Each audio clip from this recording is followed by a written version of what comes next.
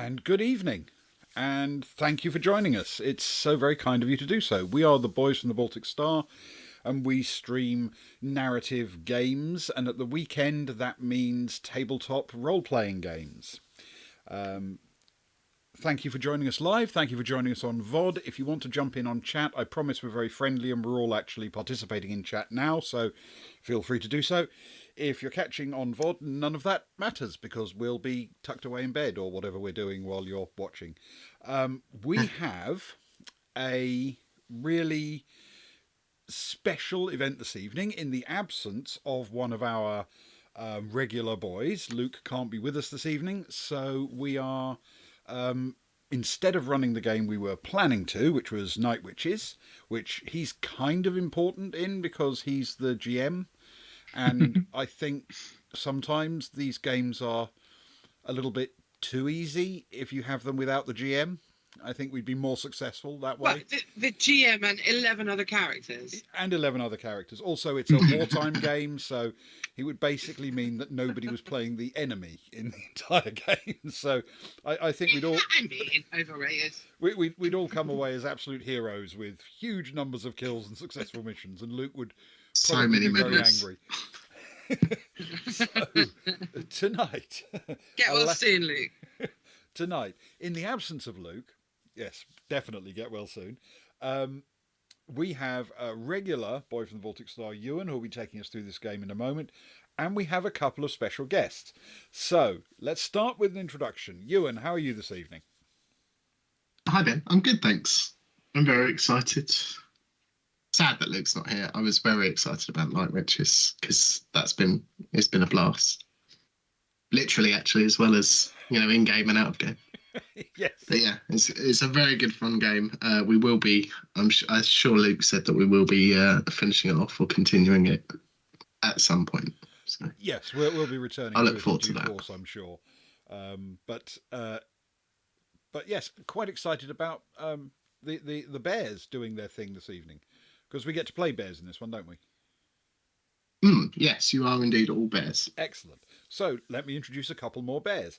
We have, starting with Ewan and going down, we have friend of the channel and friend of us, Socks. How are you, Socks? All right? Oh, I'm fine. Hi. Hello. I don't know why I'm suddenly really excited, but I'm really excited. Hello. Hi. So it's funny because my local rugby team, who've been doing really badly this year, are also called the Bears. They're the Bristol Bears. And they beat Bath yesterday, which was particularly satisfying as they're just up the road. So yes, the Bears have been doing well already. And I'm going to be a bear. Anyway, hello. Yes, get well soon, Luke. And hello, Kelly. And hi.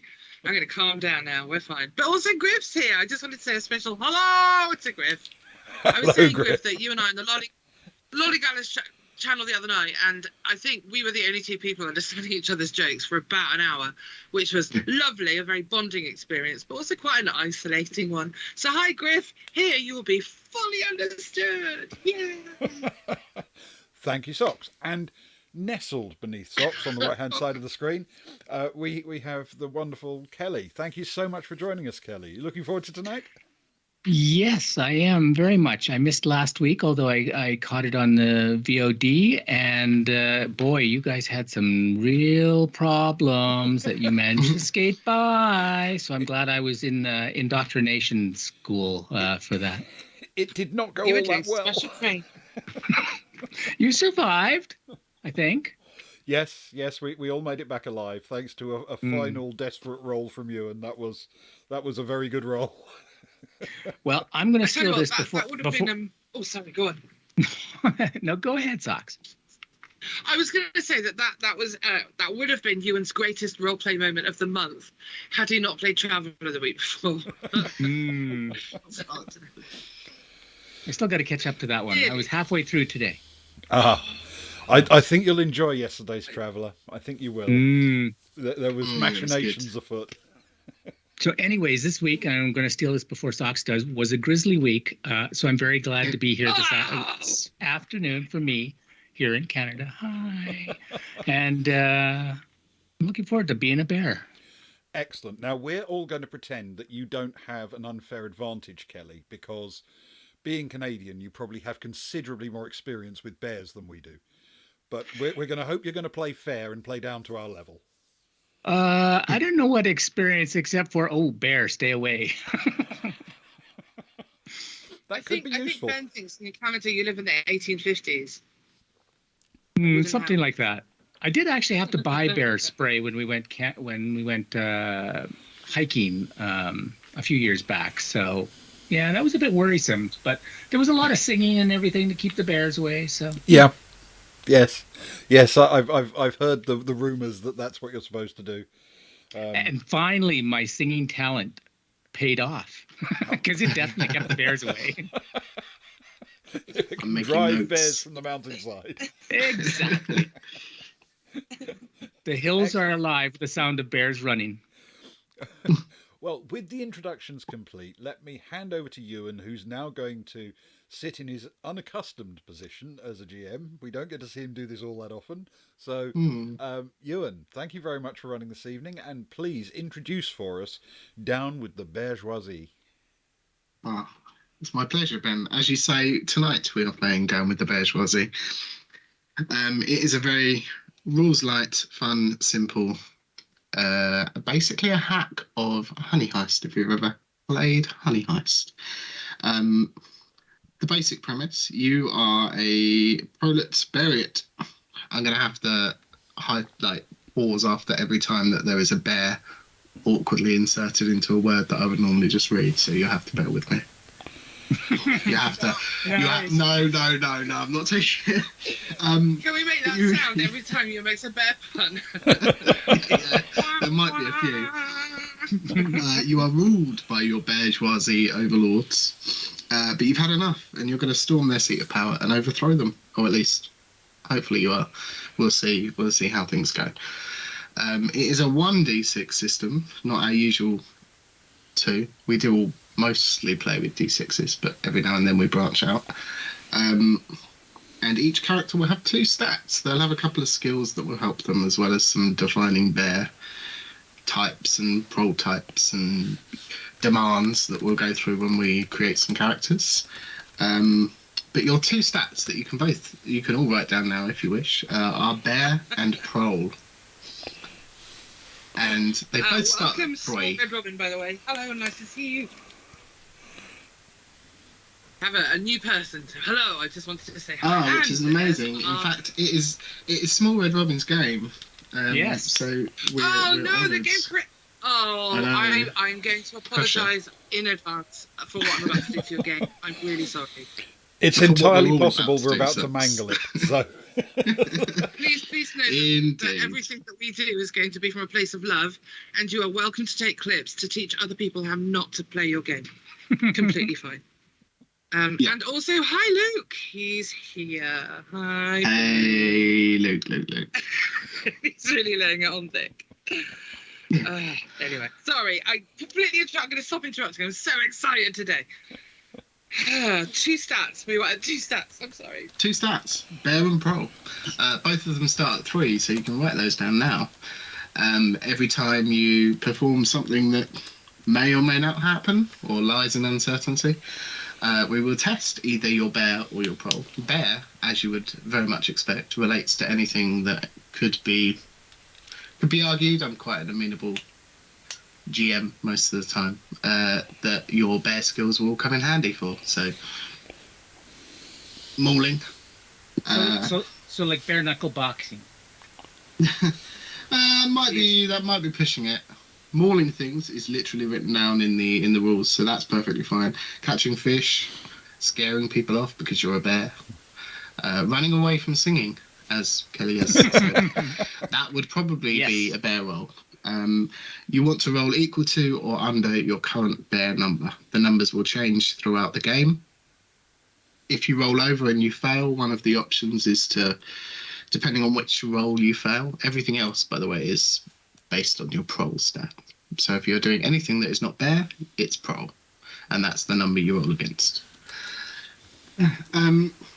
So depending on which roll you fail, you'll have 3 choices that you can choose from. One of them is to move your stats around, so lower 1 and add 1 to another stat, or you can take a negative on your next roll of that stat, or you can give in to your nature, and you can choose an event that will happen, or that you'll have to keep doing until you succeed the next bear or pro roll. So your stats will change. If your bear stat ever reaches 6, or your pro stat ever reaches 6, that's kind of it for your character. It's not it for your character, but that is the end of the game. If your bear stat ever reaches 6, you completely give in to your bear instincts, and you become a normal bear. You're only interested in food and mauling the occasional human. You're no longer worried with overthrowing the Beargeoisie. If your pro stat ever reaches 6, you give up on society. As far as you're concerned, it can't be changed for the better. You abandon the group in the search of greener pastures. I kind of think that in real life, my best stat has already hit 6. Yeah, it's a bit of a mood, isn't it? I think I'm there. I think sure. if we were to hold like a show of hands to ask the question, is Socks technically feral, then possibly yes. I do live very reclusively in a cave, and I don't give that much of a shit about society anymore. So, yeah, I'm there. Maybe a 5. Let's go for 5. Good times, and those are the rules of the game, pretty much. We'll go through a few extra stuff as we create characters. Your bear type will give you a skill. So if you're doing something that relates to either your skill from your bear type or your pro type, then you can roll 2d6, and you can take the lowest number. So Okay. You're rolling with advantage, basically. Yep, gotcha. Yeah, and that is pretty much it. So we're going to jump into some character creation. Fantastic. As long as everybody's happy and nobody has any questions. No, I'm fine with that. All good to go. Yeah. Wonderful.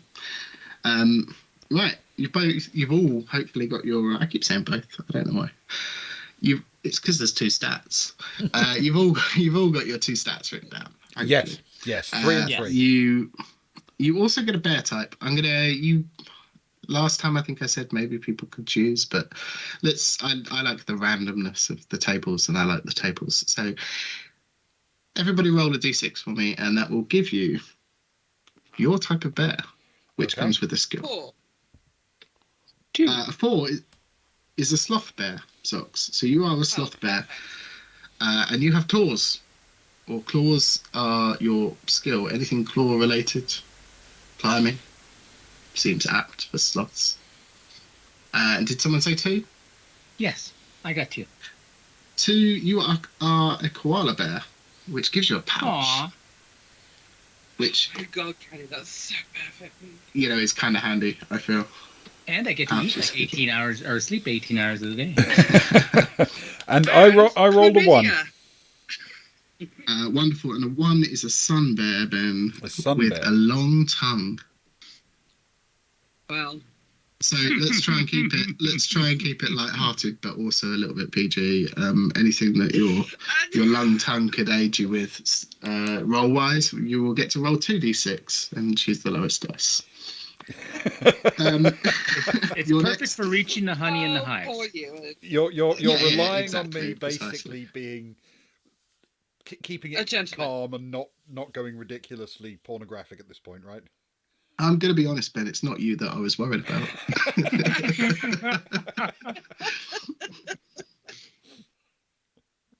I don't know what you mean. No, none of us do. Behave yourself, Luke. Your next roll will give you your pro type, and that again these are all d6, but that again is a d6. So if you could all roll another d6, please, and throw your numbers at me, I will let you know I got a what 1. your general role is. 1, you are a clerical pro. You get advantage on your rolls in paperwork. Useful. Excellent. I can see Ben on my camera, who So 5. is holding up a 5. Ben, you are a manual labourer, so anything strength related, you will get an extra dice for. Excellent. I got a 3. And Kelly with a 3, you are in retail, and you have a hidden rage. Ooh. Hidden rage is a skill that will give you extra dice. I just have to ask Robin, because I feel like everybody who works in retail has an inner rage, but I think you only discover that's true if you've worked in retail. So I just want to put it to Robin, have they actually got a career in retail? Because that seems quite telling. Anyway, sorry, I just wanted to ask that. That's fair. There's 2 more roles. One is your demands, which is another d6, and then we'll move on to the last. This is why you are fed up with your bourgeoisie overlords. These are the demands that you want for them. 4, Ben, you want better pay. Ah, yes. Whatever that may mean to your character. Kelly? I got a 3 again. That is honey. You want honey. That makes sense. I got a 5. The lack of honey is your reason for the revolution. And a 5, of course, the sloth bear would want nap time.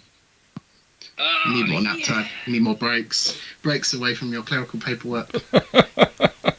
It's incredibly boring. If there's a more soporific way to spend your life, I don't know what it is. No. Exactly. And then the last roll will give you your secret weapon. Ooh. I think we've already discovered Ben's. Come on. 1 for me. A 1 is a picket sign, Ben. Oh, do I? Excellent. So, how this works in game and mechanically is this will assist you on your mission. So, before we actually get into the game, I'd like you to describe it in some detail, and if there's anything that you're going to rely on later for roleplay or for potentially helping you out, make sure you mention it.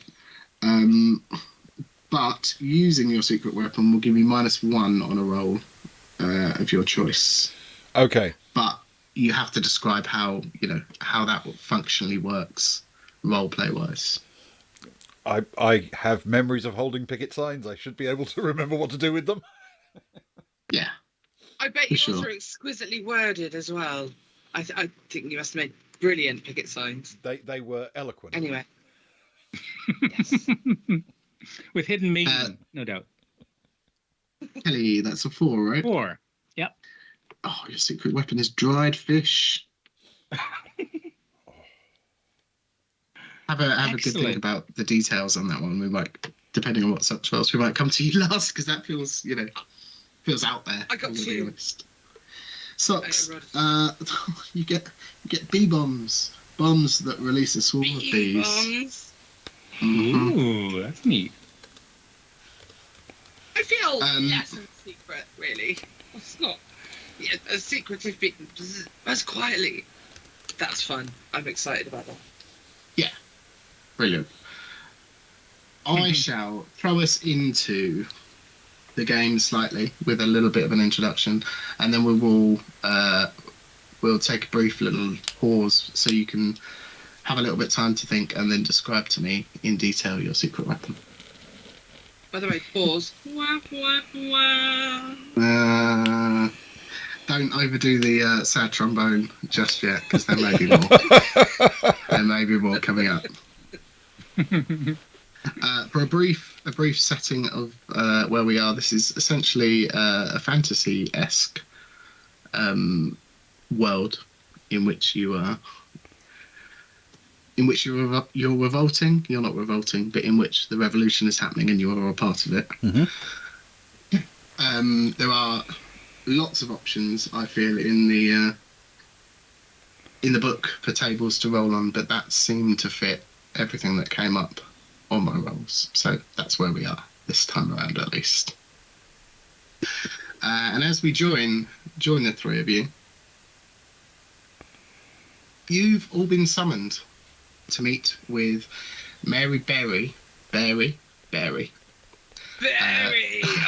Amazing. Yeah. The elderly matriarchal figure, at least in function, if not in name. The name has far too many bourgeoisie connotations for the humble collection of honest, hard-working, if not mostly simple folk that live with you in the green and wholesome glade and forest that you call home. As you stand inside the hollowed-out ancient tree, the oldest area, the oldest in the area, Mary Breachwell. Thank you for joining me in the Whistling Hazel. Unlike the rest of the bear pools here, I know that at least some of you share my disdain towards our Beargeoisie overlord, Wogor Grislap, the Grand Wizard. I have good news regarding our plan, and our informant in the Mad Wizard's court, and she throws up quotation marks, has managed to pass on some information to us regarding a secret back entrance to his seat of power, the Yelling Caverns. Once inside, the secure store area should be relatively easy to find. And this is where we now know the wizard keeps his infamous spellbook. If we can remove that from his grasp, the rest of our community can be suitably riled up, and the Grand Wizard can be easily overthrown. And as she comes to the end of the sentence, a small, chubby-cheeked koala bear comes running in, a chef who you all, in your local community, who you all simply know as Grills, comes running in, catching their breath. Sorry, I'll pause for the delayed trombone. Catching their breath. I'm sorry for interrupting, but the wizard's lackeys are here to collect the weekly gooseberry tithe. Gooseberries are the sole commodity that your small community harvests trades eats. Indeed, they've ceased to be harvested just from the wild. There's lots growing in the wild, but clearings have been made in your shanty town, your commune, and the areas of the forest have been lined up with regular rows of bushes to increase your yield as the wizard's demand for fruit goes up and up and up, and seemingly never-endingly. The Grills continues after a long, awkward pause. It's gone up again. The people aren't happy, and things are tense out there. Mary shakes her head and stands up, grabs a large walking staff, and strides with purpose out of the tree trunk. She stops briefly at the door and turns back to all of you and says, "Well, are you coming?"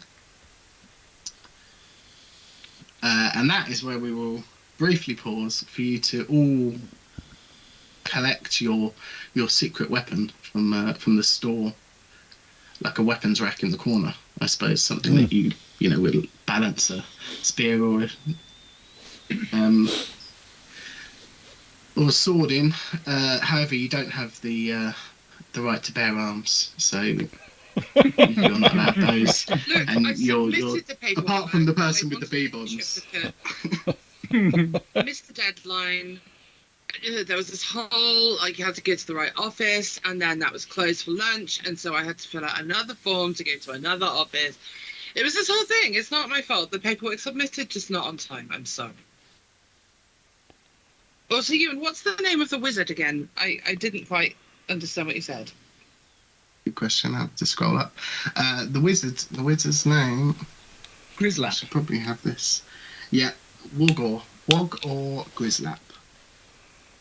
WOGORGRIZZLAP.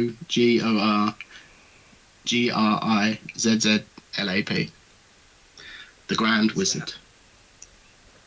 Perfect, thank you. That's the one. If you would now like to describe as you're picking it up, you don't have to follow, you can pick it up and stay in here if you want, but describe your secret weapon to me. That would be lovely. Well, Umberto collects his picket sign.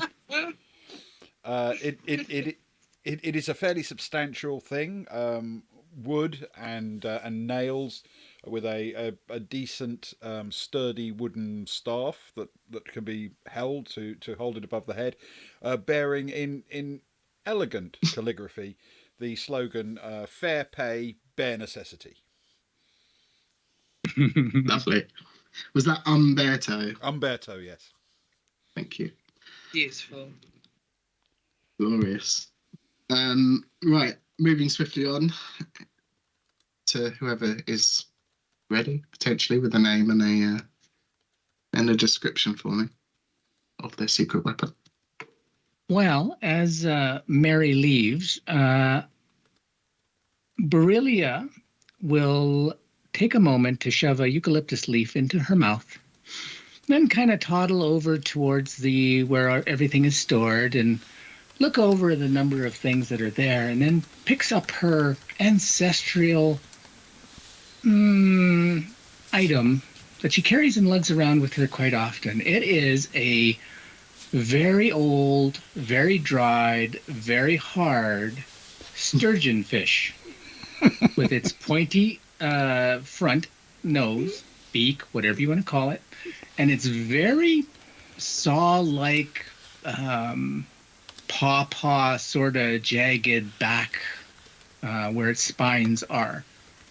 And she'll just tuck that under an arm for now because it won't fit in her pouch, and she'll just make ready to toddle off with the rest. Brilliant. I like where this secret weapon is going. Not what I was expecting, but I'm definitely there for it.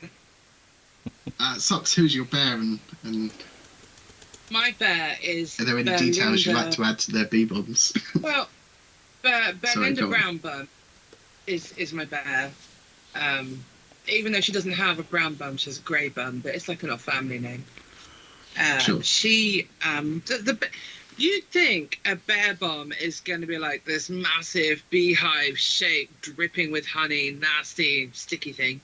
It's not. It's tiny. They're like a Kinder Egg size, and you can put like loads in your pockets. So it means that her pockets bulge like Andy Murray at Wimbledon. But they're small, and it's like a little bit of honey in a bit of comb with bees who are like really annoyed because bees don't eat honey, bees make honey, and so they want to go out and get their breakfast, but they're stuck. So when you throw and you crack like the bit of hive that it's inside, they come out and they're furious. But because you have to throw them, they won't come after me. They'll just go after whoever they're closest to. Yes. But they buzz. They're a bit sense. secret, but they buzz a little bit. Like when you move them, like that. They're difficult, tricky. Yeah. Fantastic. Wonderful. Brilliant. Yes. So Mary Belinda turns to will you. pick him up and then Sorry. fall asleep in the corner. She's just asleep. She turns to look at the three of you, and there's only two of you there. What are you? And then seeing Belinda asleep in the corner, slams her staff down on the ground very noisily. Are you coming, or? Yeah. I'm up. Berillia will go over and help Belinda and offer her, out of her pouch, a container of what's probably the equivalent of bear coffee. After all, she is a barista. Ah, yeah. Oh, I love you so much. Amazing. That's it then. Maybe this will help keep you up. Oh, yeah, thanks. Okay, good. Yeah, I'm good. I got this. She kind of gets up, shakes it off.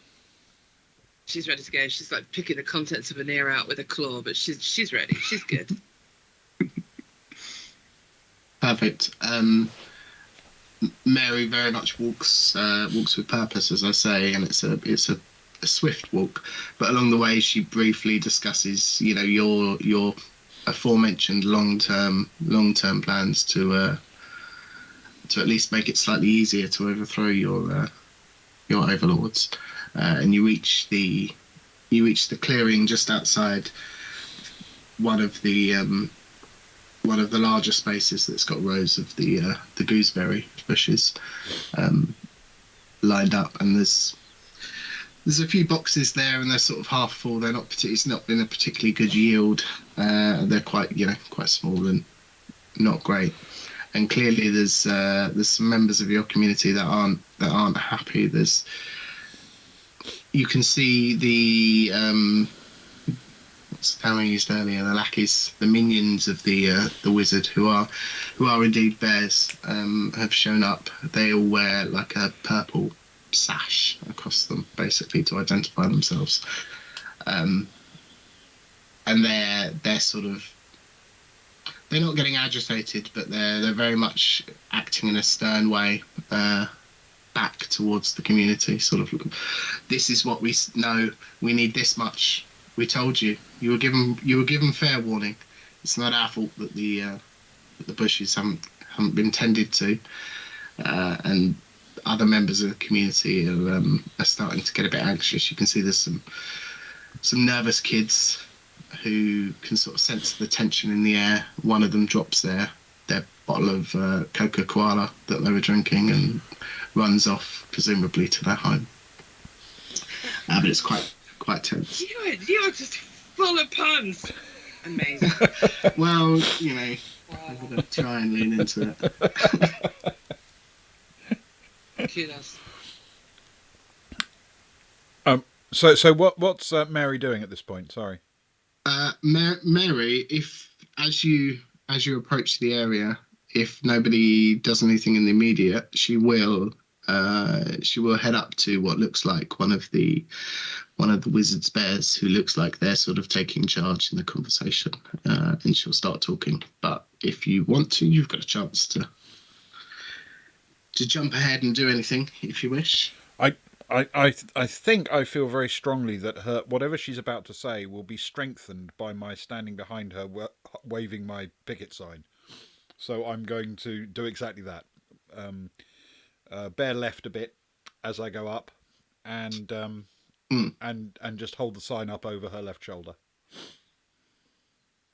It is the bare minimum I can do. Perfect. Belinda or Berilia, do you have any? Is there anything you would like to do on the approach, or are you happy just to?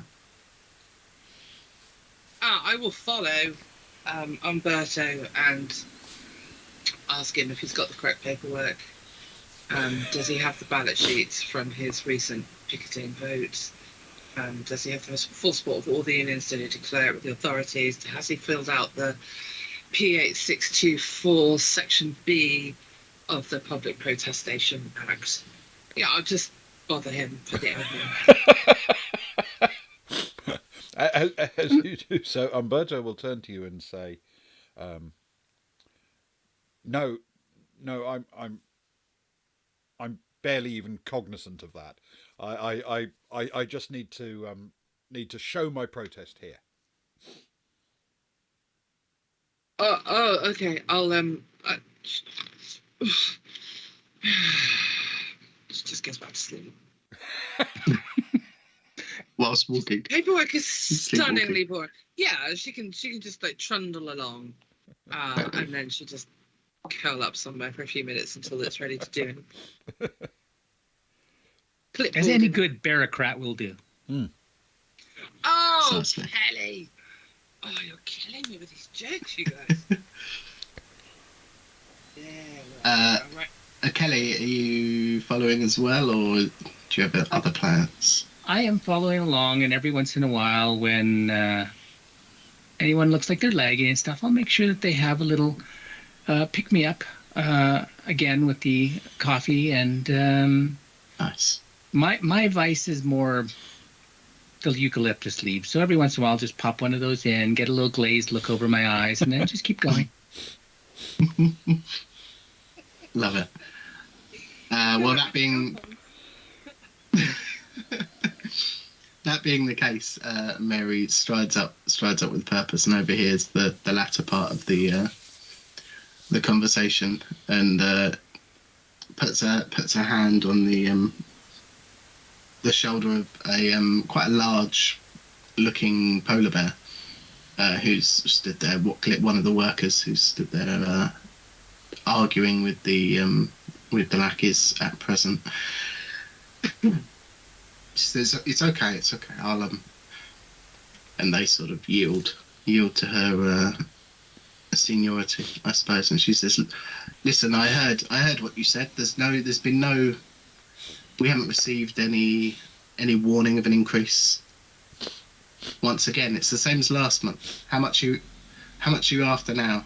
And the lackey says back, "Look, this is half of what we need. This is half of the tithe that you need to pay. You need to start going through your food stores. We know you keep some back to eat, and that's fine. But you can't do that and then not pay the appropriate amount to the grand wizard Grizzler. And you all know that, yes, whilst you do keep some back in your food stores to supplement anything else that you can catch or hunt or trade for with said gooseberries, you don't nearly have enough. You didn't have enough last month, and this month's yield is less, and they want more. Mary stops and sort of thinks for a little while, and she turns around to another slightly smaller polar bear. Says, go check the store, see how much we have. It turns back to the lackey and says, we're not going to have enough. We're not going to cover the whole lot. You can't expect us to starve. It'll be even worse next month if you do that. And they sort of look back and they say, that's not my concern. And they almost square up to Mary. You know, they get very much in her face. Clearly the respect isn't as big a concern for them as it would be for someone in your community. Sorry, do go on, Belinda. I was going to say, Belinda, she's kind of having like this waking dream of paperwork not being fully completed. And as the little grunty bears are squaring off against Mary, she sort of fumbles about on a clipboard and pulls out this really quite dense collection of papers and says to them, you can't do that. You have to fill out the announcement of intent to confront form, and you have to post that at least 2 hours before your planned debacle, and then you have to nominate and get the permission of the person you're squaring off against, and they need to fill in a receipt of notice to confront form, giving you permission to stand toe to toe with that angry look on your face. And as far as I can see, that hasn't been submitted. So here, you need to do the paperwork right now. And she gives them this chunk of paper and a really nasty old pen.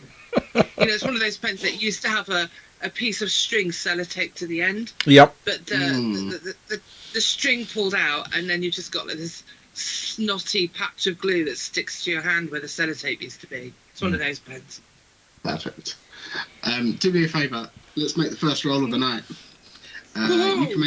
You can make a pro roll for me, and I will give you paperwork on this. You can roll 2 dice, and you can take the lowest. Oh, okay. I've only got 1 dice out, but I'll roll this one twice. Yeah. 2 and a 3. That's wonderful. You needed 3 or less. So they look at you, and they're clearly not these lackeys aren't the most intellectual of bears. Most of the people in your community aren't necessarily on the same wavelength as you three and Mary, shall we say. Some of the conversations that you've had in the past that have led you to this talk of rebellion, and they take the pen and they take the paper and they sort of look very, very puzzled at it, and they'll say, "What if that's? I suppose if that's the procedure." And then they look over to a couple of their subordinates stood over to the side that sort of look like they're there for muscle, and he says to them, "You fill this one out for me." He passes it over, looking a little bit embarrassed. Supervisor. No. It's you've got to. It's this. Look, it will say the confronting group supervisor. And notification officer. So they can't do it. They don't have the authority, but they will need to put their badge numbers and dates of when they joined the service and when they took up this duty. They need those there. Their eyes narrow to a very thin slit and look at you. And then she says the very classic line that all pencil pushers say: It's not my fault. I don't make the rules. But, Erlinda, couldn't they... We could be a little bit nicer, I suppose, with the paperwork. Usually it's in triplicate. They could all take one of them and fill them out according to the supervisor, right? That would make it faster for them. We don't want to really make it faster for them because that's not necessarily better, is it? That's not how bureaucracy works. No, but it'll keep all three of them busy. That's true. I tell you, why don't you all fill in one of these forms and then we'll just pick the best? Ooh, that's a good idea. Kind of like a contest. She hands more clipboards around. The moment that you say it's not my fault, I don't make the rules, something sort of lightens up a little bit, I suppose, in the supervisor's eyes, and they look at you and say, "That's right. The wizard makes the rules." Puts his finger to your shoulder. The wizard makes the rules, and he told us to come here and do this. So this is what I think of your form. And he eats it. I'm gonna make an official complaint about this. She takes out another form and starts writing furiously. Now, where's that bear with the stock? What numbers? Well, And they you can need see to fill that- out an intention to inventory form. Sorry, you should not have made me this administrator. Hey, the dice made you. It wasn't me. I'm here for it. It's all good. And you can see that they're not back yet, and the supervisor's getting quite agitated, and he looks to the two muscle bears that are with him, and he says, "Look, if they haven't got it, take what they've got, and we'll take some bears as well. They'll make good lackeys as well. They might even earn their purple sash." Pats proudly on his sash. Take bears? No, you can't take bears. Bears are people. You don't take people. This is bear trafficking. Bears are not people. Bears are bears. God, where'd you find these? Don't take him. He's clearly not all there. I want to know what all this is going for, because we've been demanding more honey and stuff for the longest time, and we were told originally that all this contribution was going to get us more honey, and none of that's been appearing yet. What are you going to do about that? This all goes to the upkeep of your lovely houses and your lovely forest here. A lot of it gets put back into, so I hear, procedures and paperwork, which your friend here will appreciate, I'm sure. And the rest of it is used to support the surrounding area and the economy. You don't want to forgo on your lesser, your less well off brethren, do you, across the region? Well, the more that you take, the less tips I make. I think maybe that might be my secret rage. And I will draw myself up to my half his height, koala bear size, and trundle forward with my sturgeon firmly grasped in both hands, and just come up to his knees and give him a good stout pushback. I think you take too much already. Those of us who are working for a living, kind of look him up and down, need the money and the stuff that brings in. And the more you take, the less we have. So back it up, Buster. Oh, okay, perfect. Make a bear roll for me. With your hidden rage, if this is your hidden rage. Okay. So you can roll 2 dice and take the lowest. And if you want, you used your dried sturgeon, you could -1 from it as well. Oh, okay. So I rolled a 3, so that would be 2. Perfect. So that's a 2. You successfully push this bear, who is easily twice your size, if not more, and probably treble the weight in in width and stock. You successfully push them. They sort of take half a step back, and as they do, they lose their footing and fall straight backwards, brace themselves a little bit with their arms, and very quickly jump to their feet. You can see the two other bears over on the side. Sort of, one of them hides a smirk and almost lets out a giggle, but thinks twice about it. In fact, the last time I saw you in the shop, I don't think you left a tip at all. Linda is just frantically filling out all of this paperwork. Mitigation of size and anti-paper, anti-tip dispensation, and just crazy at record pace.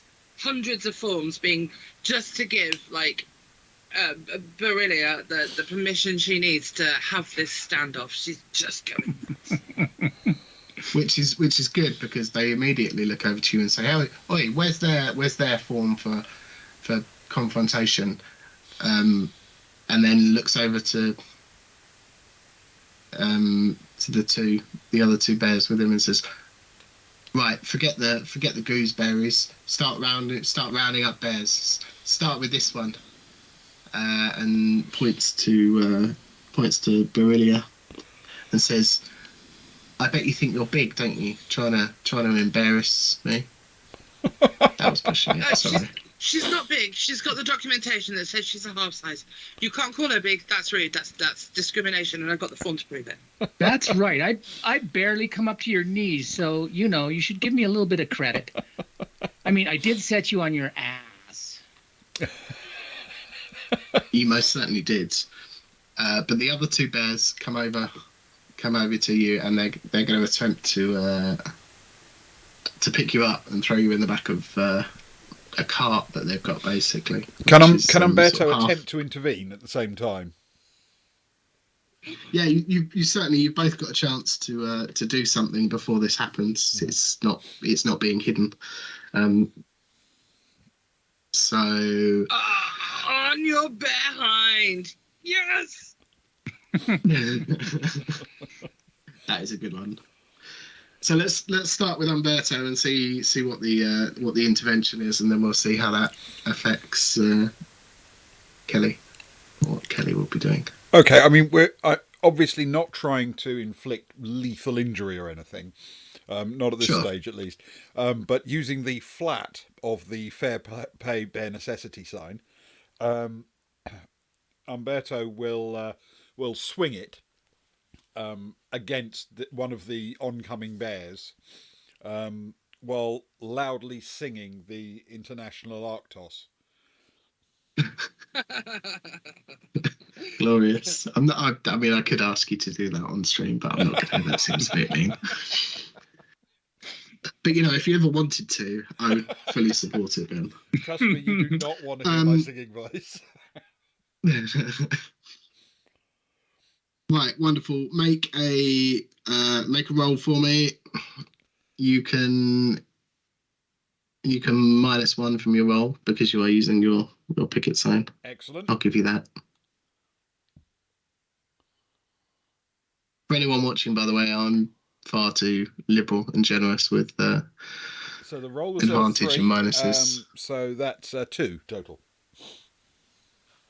Perfect. What are you just aiming to fend them off?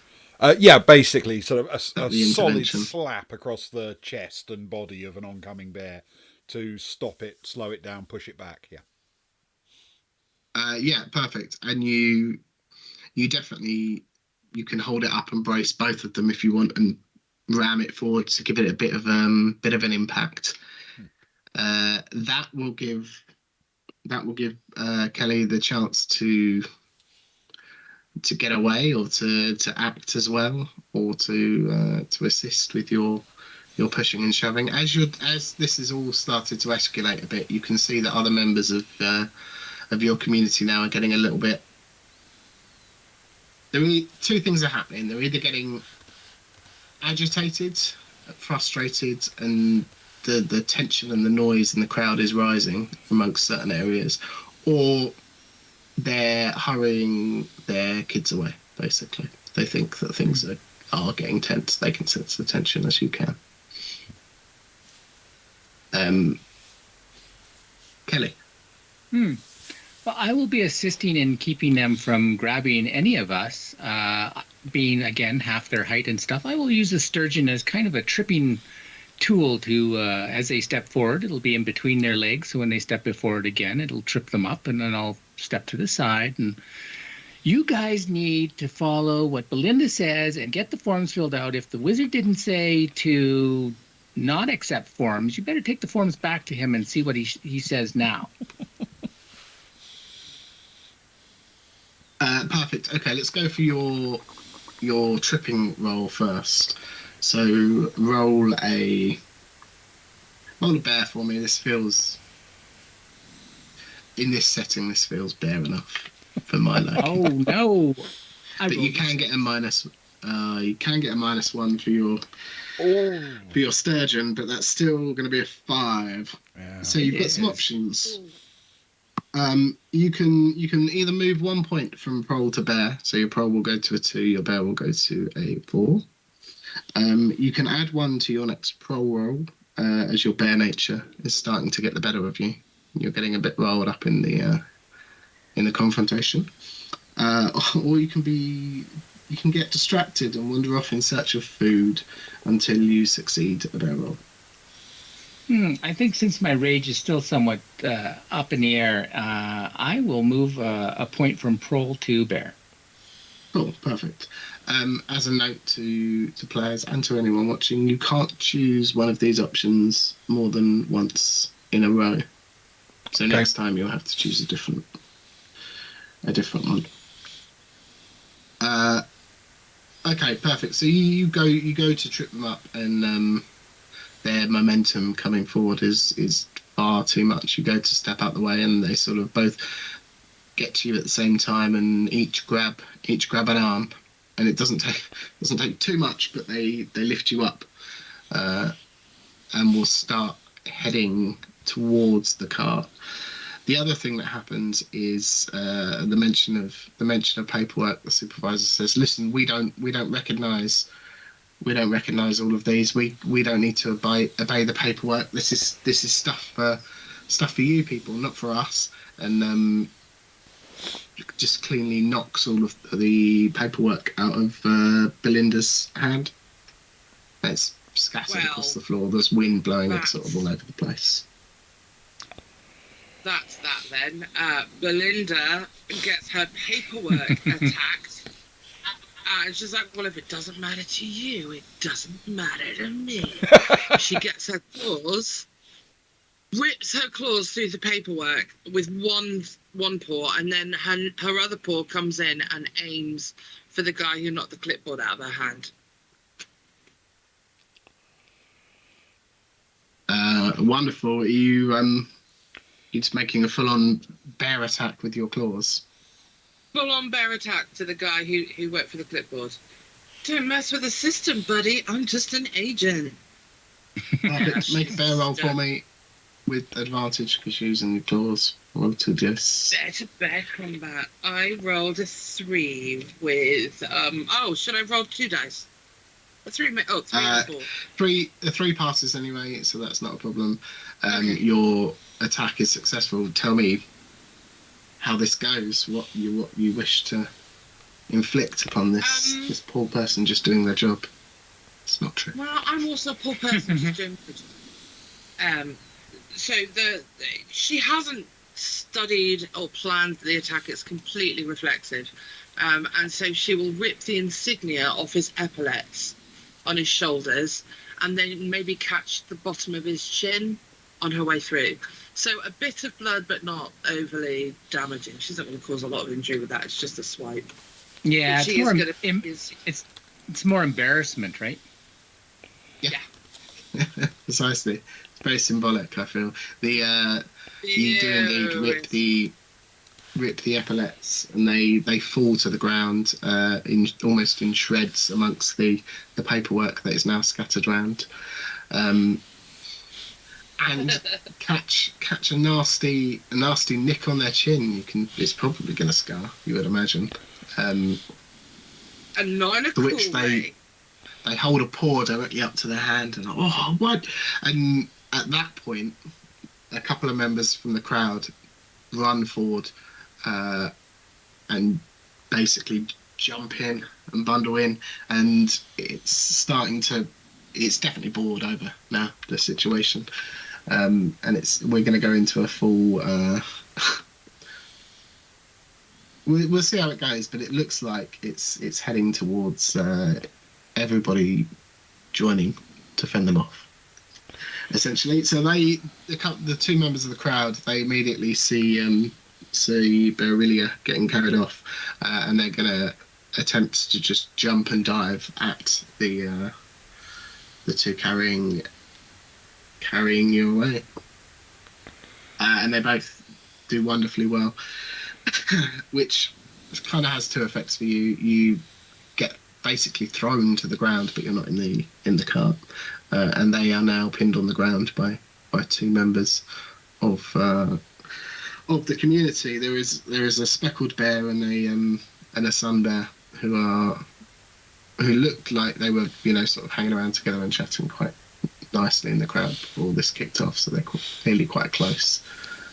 But they have joined the fray, and the captain looks around and looks quite panicked. Looks over again to the meagre offering of gooseberries that they would have had, and the blood on their palm. And then they look at Mary and they said, "This is going to be, there's going to be payment for this. You're going to pay." And they're clearly quite panicked at the number of community members that are there, I suppose.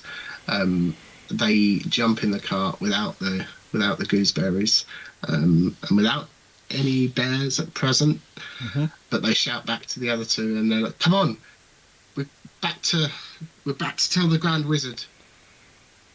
He'll have plans for you lot, and he'll wait a minute, and you guys can get something done if you want to do anything, whilst the other two are like clambering to their feet, to their paw feet." So they've dropped Kelly. They've dropped Beargeoisie.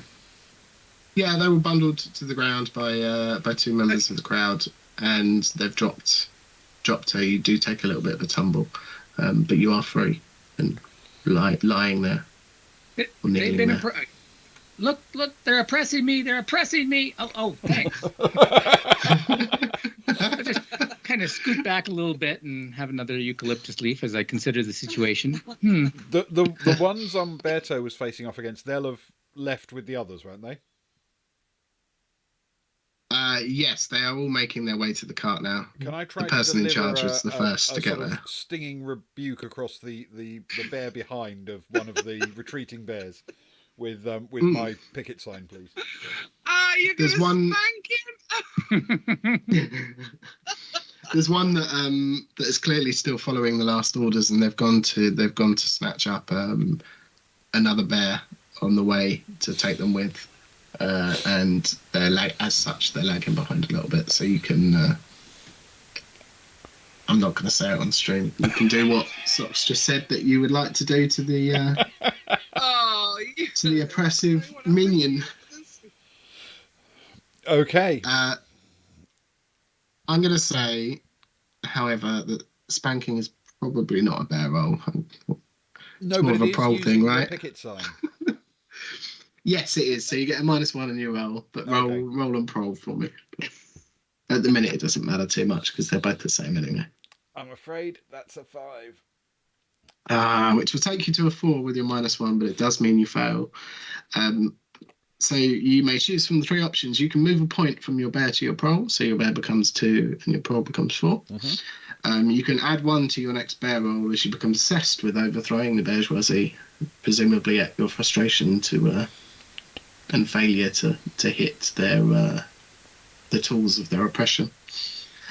Or you can become distracted and begin preaching about the greatness of your cause and mission to anyone who will listen until you succeed in a prol roll. Which sort of feels, in keeping with the situation as well, I feel. Yeah, I think on this choice. occasion, fired up this early in the process, not This is a very intense change. I think I'm going to go with taking the bonus on the next bear roll.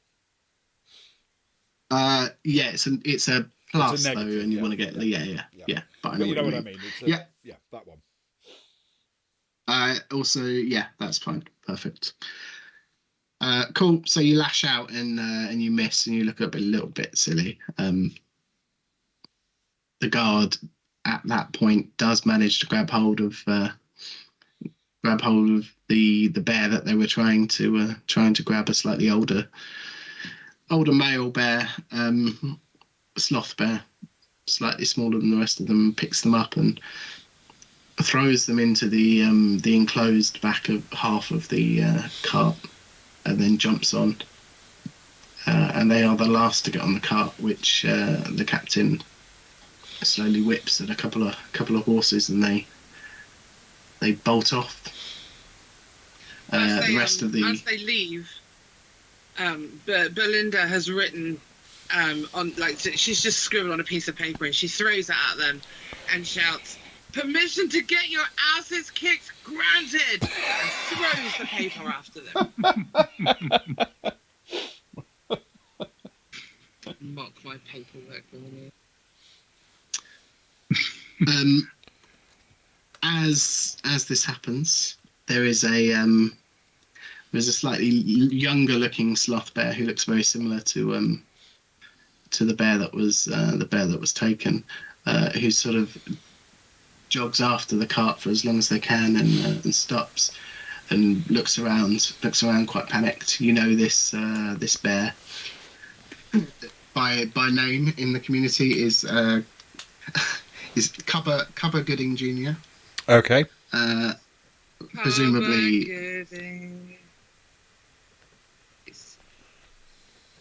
Presumably the bear that was taken was Cubber Gooding.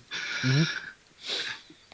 Indeed, the ground bear, as Small Red Robin suggests. And they look around quite distressed. They come rushing over to Mary and say, "Well, we've got to get him back. He won't last. He won't become one of them. We'll never see him again. My dad." And Mary sort of takes in the surrounding area, and the vibe of the crowd, I suppose, and reassures them that it'll be okay. It'll be okay. Don't worry. We'll get them back. And then sort of steps over to the side and beckons the three of you over towards her. Yes, immediately head over, chin up, ready to act. I was helping Belinda regather her documents and stuff, and as soon as we get those, I'll go over as well. Perfect.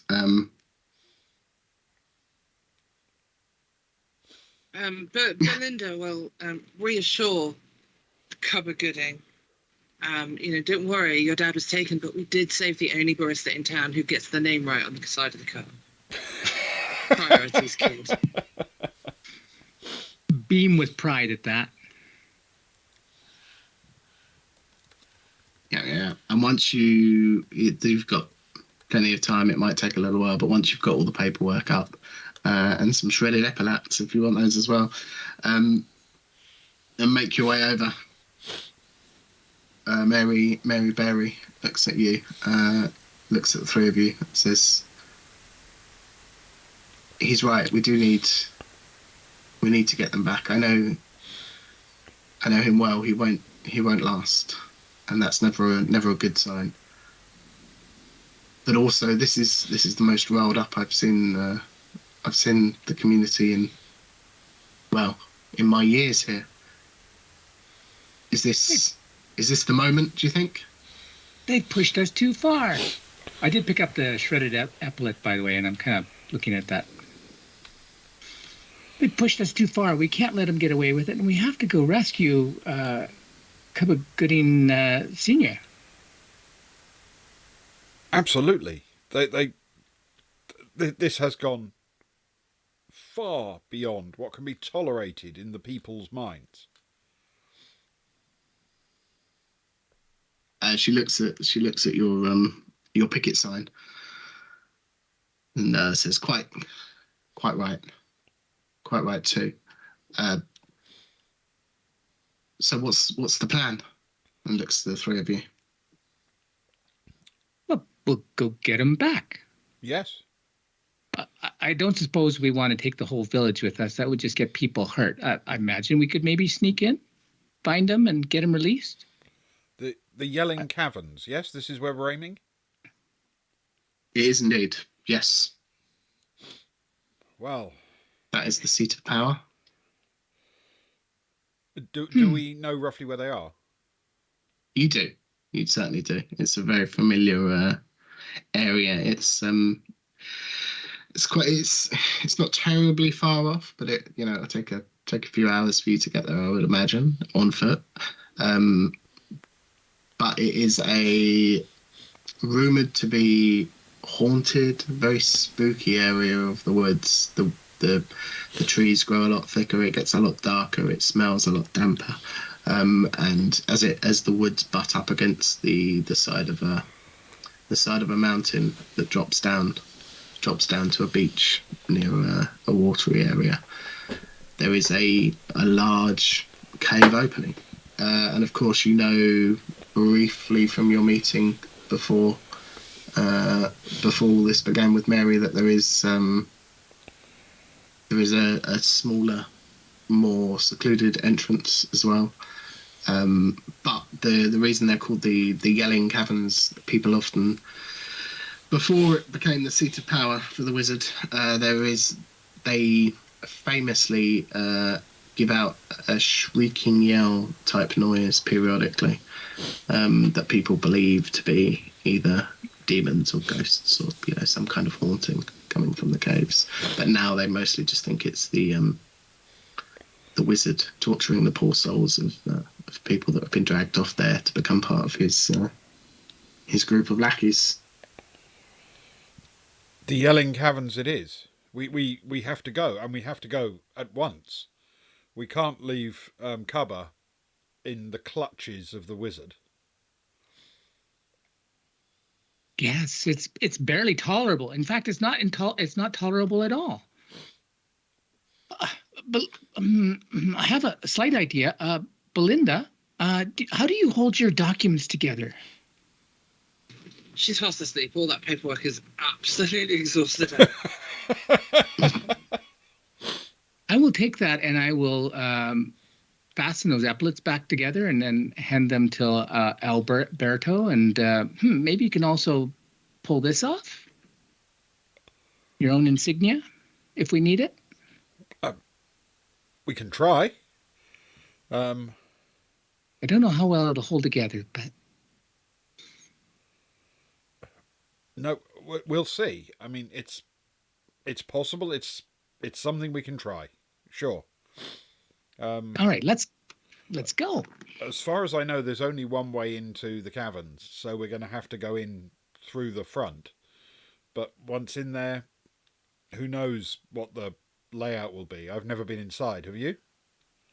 Not me. I've heard many tales when they're talking over coffee and stuff, but I don't know anybody that's actually gone in. Not that came back out anyways. Yes.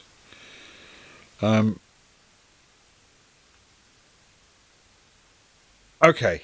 We're going to have to set off immediately, which means we're going to have to wake up Belinda.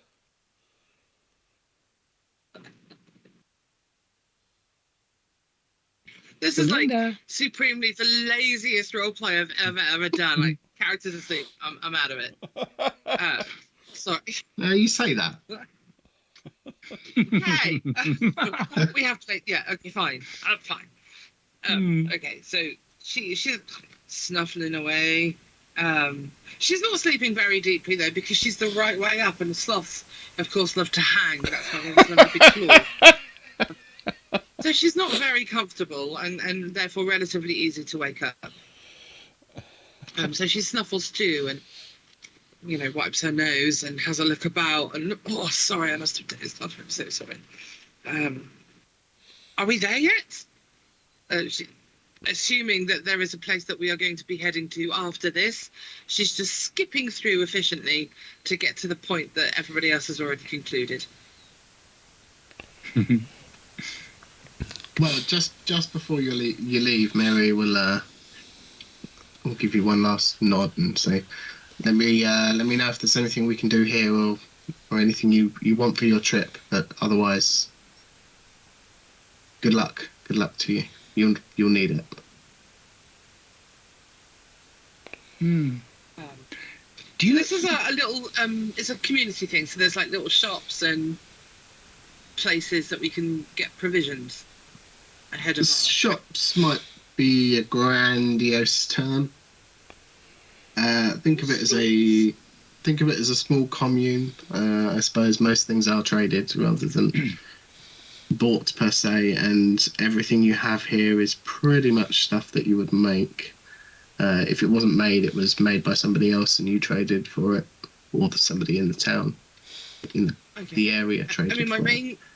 But you can question certainly. is, well, if there's somebody who's made like maybe a kind of basket with a handle with a handkerchief over the top, and inside are like sandwiches, apples, and I'm making a really oblique reference to Yogi Bear here, guys. Giggle. And yeah, she just wants a picnic basket of things that they can eat on their long journey through Yellowstone, but no, through the cabins. That's easy enough to find. In fact, on the way, as you head out of your little clearing in the forest, it seems like a lot of members of the community have either know what you're doing or have heard about what you're doing, and they sort of line up along the sides of the paths to see you out, and you get cheers of encouragement and we're getting a little and Lord well of the wishes. Rings moment. They throw There's, flowers at our feet and crying. There's a few people you recognise, and there's one speckled bear towards the end of the queue, who you know to be Allberry Hepburn, who has in fact a picnic basket. There's no sandwiches per se, but it's filled with there's some apples, and there's some extra eucalyptus leaves for you, and a few like snacks and bits and pieces for your journey. Actually, the bear might. Go on. And that's another. when you know a joke has landed. Is when there's silence after it. I'm well used to that. It's definitely a mood. And the small bear who produces these like hollowed wooden out cups of Coca-Cola passes a few and says to wash down the fruits or the picnic, and you've got some drinks, and you've got some supplies, and you've got some well wishes, and the thoughts of a lot of people in the community are with you. Finally, some respect. Excellent. Well, as we push off, I shall slant the picket sign over my shoulder, and as we leave, check over my shoulder just to see if in the background a pram is rattling down a little flight of stairs or anything, because these things happen. As we set off towards the Yelling Caverns. It's just the three of us, is that right? Mary's not coming with us. No, unless you wanted to ask anybody if they want to come with you, you're more than welcome to. Hey, you know what? Yeah, maybe we can find a couple with a cart as well, in case we find some of those gooseberries. We can bring them back. Yeah. Maybe we could take a horse or two, for lunch.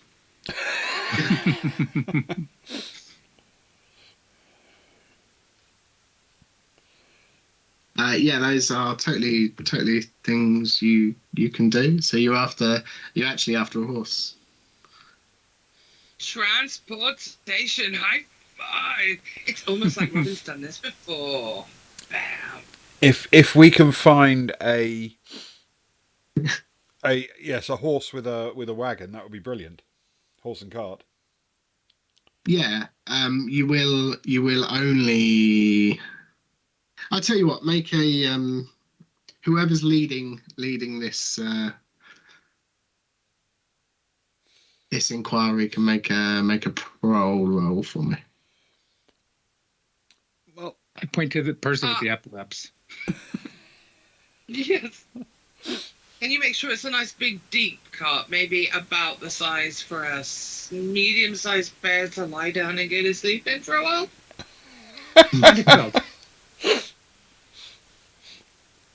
absolutely. So am I rolling this?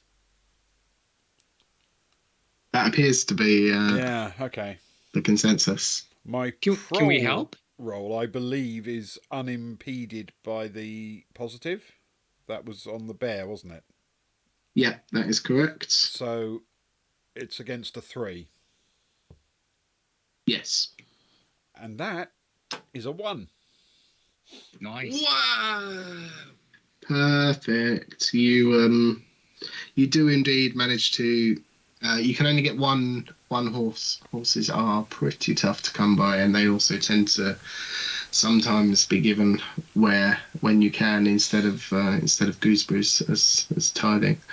But you do indeed get one horse and a cart that will affix to said horse. And you are free to use that. What the horse's name is? Can I name the horse? Of course. Of course. It's going to be called Clip Clop Yum Yum. Yeah. There was me worried about too much innuendo. We've gone the other way, and we're slaughtering horses, or soon to be, by the sounds of things.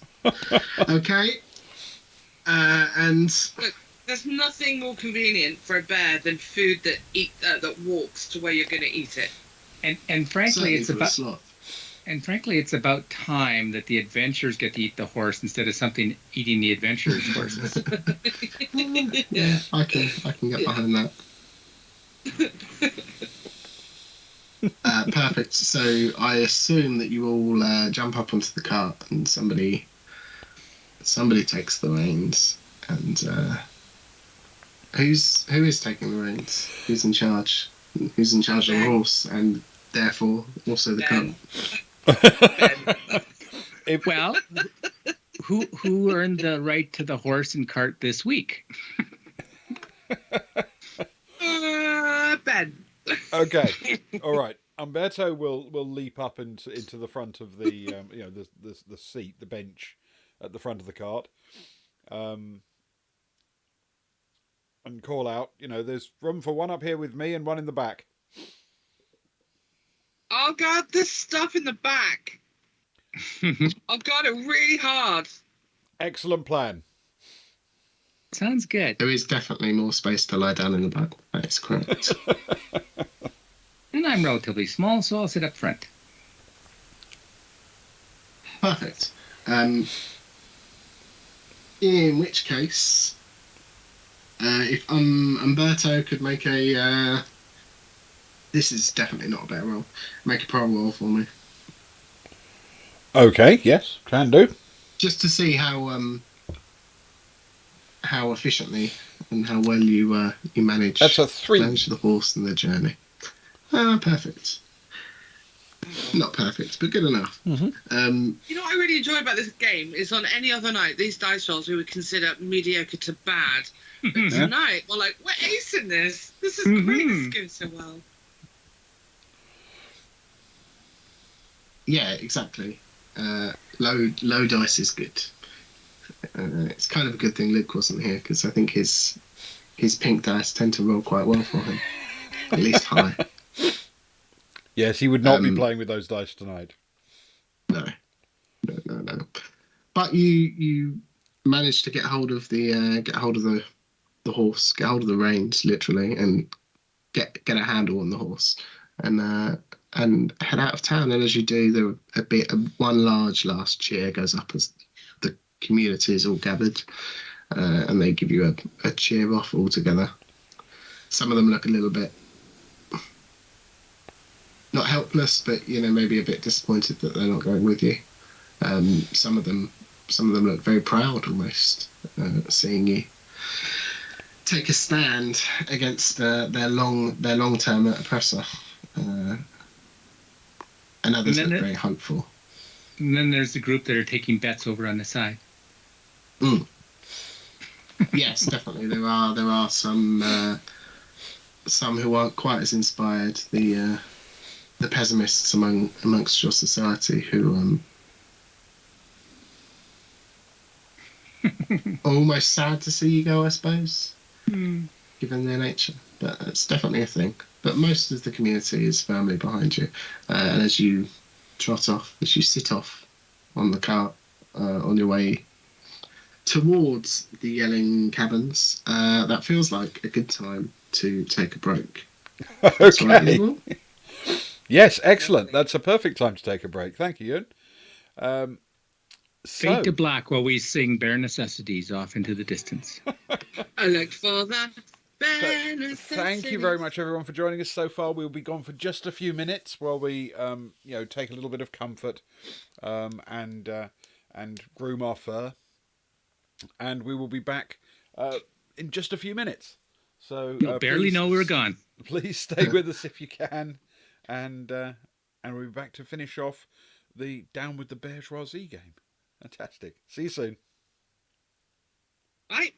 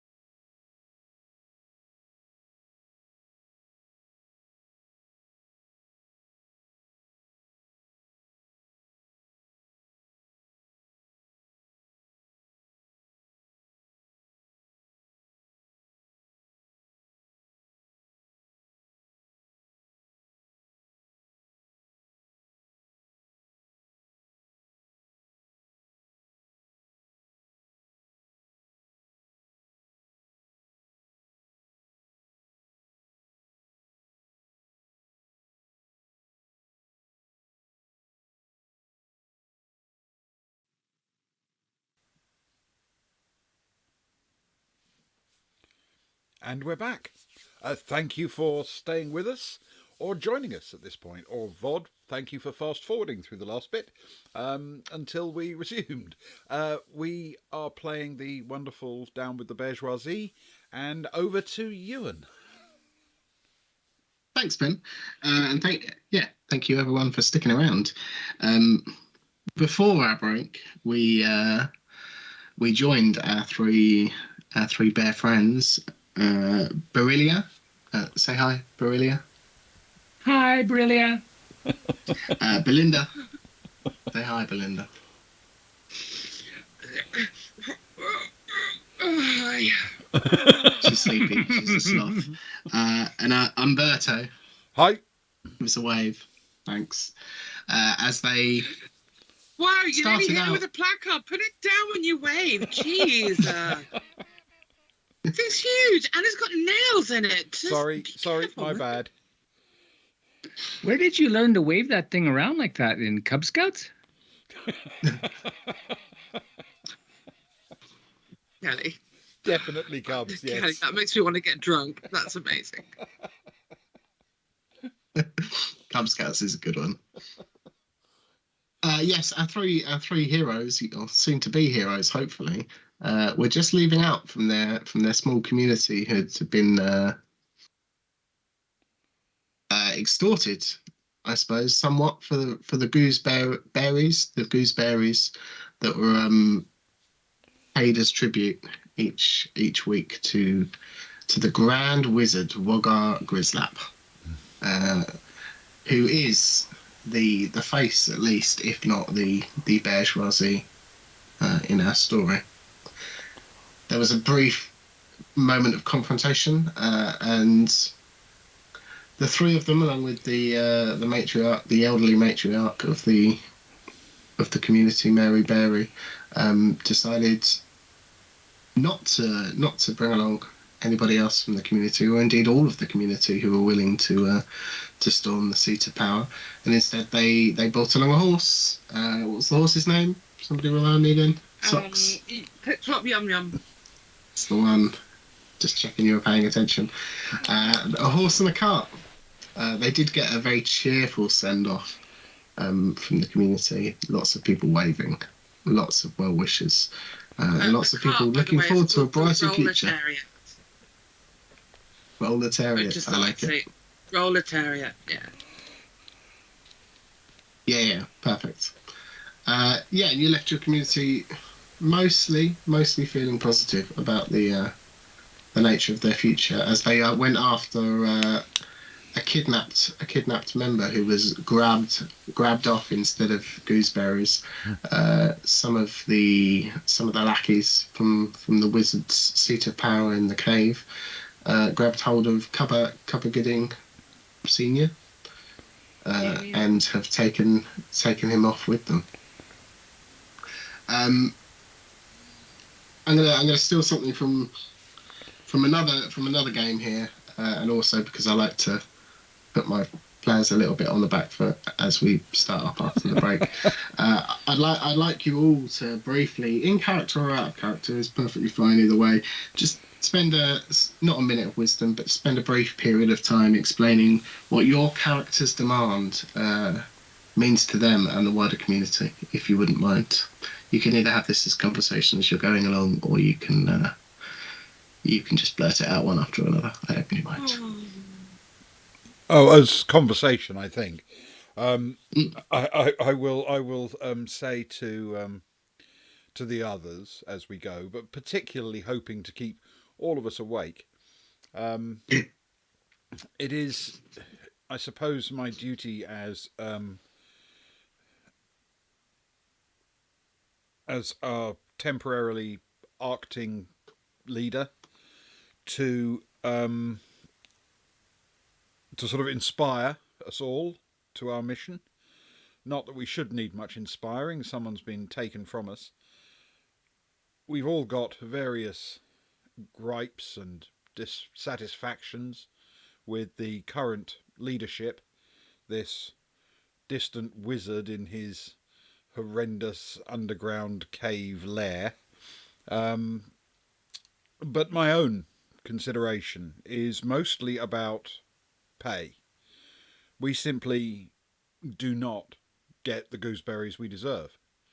We need more of them. We need a higher share of them. We need to be fit and healthy and able to act independently. We need to have leisure time. We need to have the ability to get fair pay for fair work. Sorry, I don't want to be overbearing, but it's important to me. Not overbearing at all. Well, You are 100% correct. In fact, if we had more of the gooseberries, we'd be able to trade those away to the other communities and get the honey that we need. We can't make honey cakes. We can't have honey in our coffee. We can't have honey on our toast. There's just such a lack of honey. I mean, why do our houses have honey dispensers if there's no honey? So yes, we need those gooseberries. That's my demand. I think while we're there, either down with this wizard who has been ruling for far too long and is taking everything for granted, or down with all his stuff and we just take it all.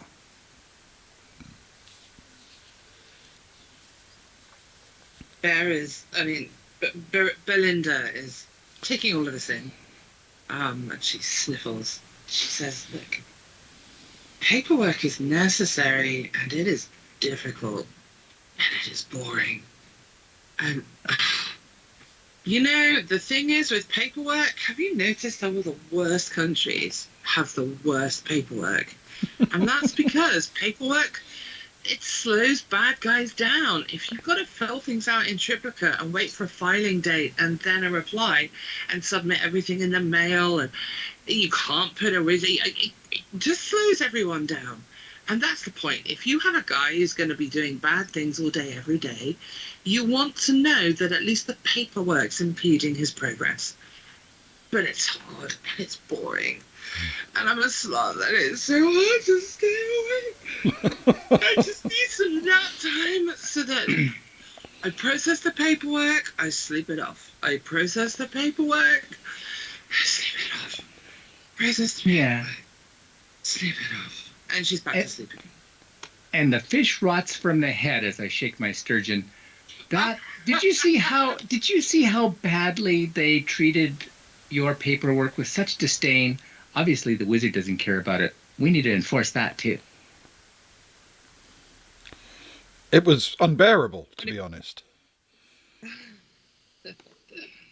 We've got to claw our way back into power somehow. She doesn't say that. She's fast asleep, but that's what she's dreaming about. I don't think that wizard even has any qualifications to be in his position of power. No, I tend to agree. Yeah, he must have usurped. Oh, wow. I love it. As you're discussing your demands and making your way along this dusty footpath in the forest, which gets darker and darker and more overgrown, and there is a almost sickening dampness to the scent in the air now, especially for your highly sensitive bear noses. You will finally reach a point where the path starts to wind down a little bit, and it zigzags and back and forths. And at the bottom, you reach the front of the cave and the cliff. As you look down, there's a clearing down there. There seems to be a number of, it's hard to pick out from here, but there are a number of lackeys, brainwashed proletariats at the front of the cave, sort of almost standing guard. There certainly looks like they're working. They're not, just hanging out down in the clearing. How many of them are there? If you want an exact number, do you want an exact? I mean, you could tell that there's roughly about 4 of them down there. It's okay. Reasonably wide cave entrance, but it doesn't necessarily need. We're between some and lots. Yeah. Yeah, probably. Yeah. Okay. There were more of them than there are of you, unless you count the horse. And the cart. And all the cart. But Yeah, they don't cart appear to have stopped seen you. Oh, they haven't seen us. And and the car stopped you moving. are. Oh, I'm sorry. I'm sorry. I'm constantly interrupting. No, My timing is terrible. not at all. It's me. You go for it. Go for it. Keep rolling Well, with as the the car story. stops moving, the lack of motion sort of causes her to come very gently awake.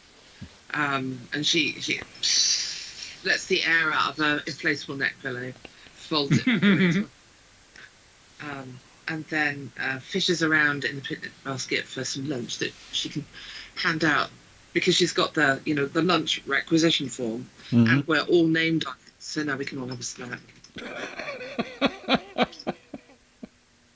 Have you done that? I'm covering all the important bases here. And submitted it before the cutting off date. Yes. Perfect. Nice, thank you.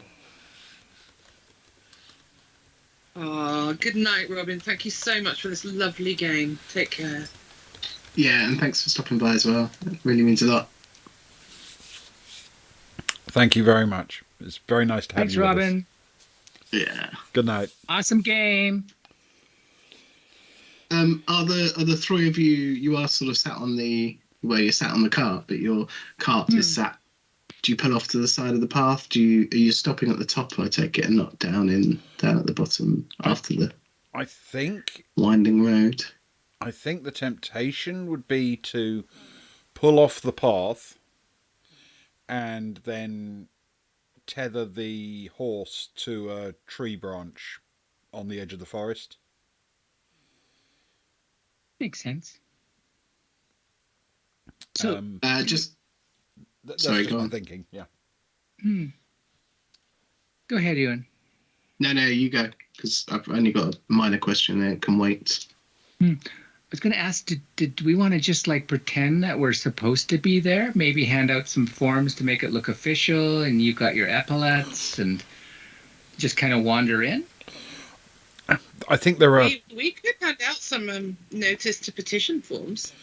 there are a few ways, I suppose, to play it, aren't there? We could head down brazenly, just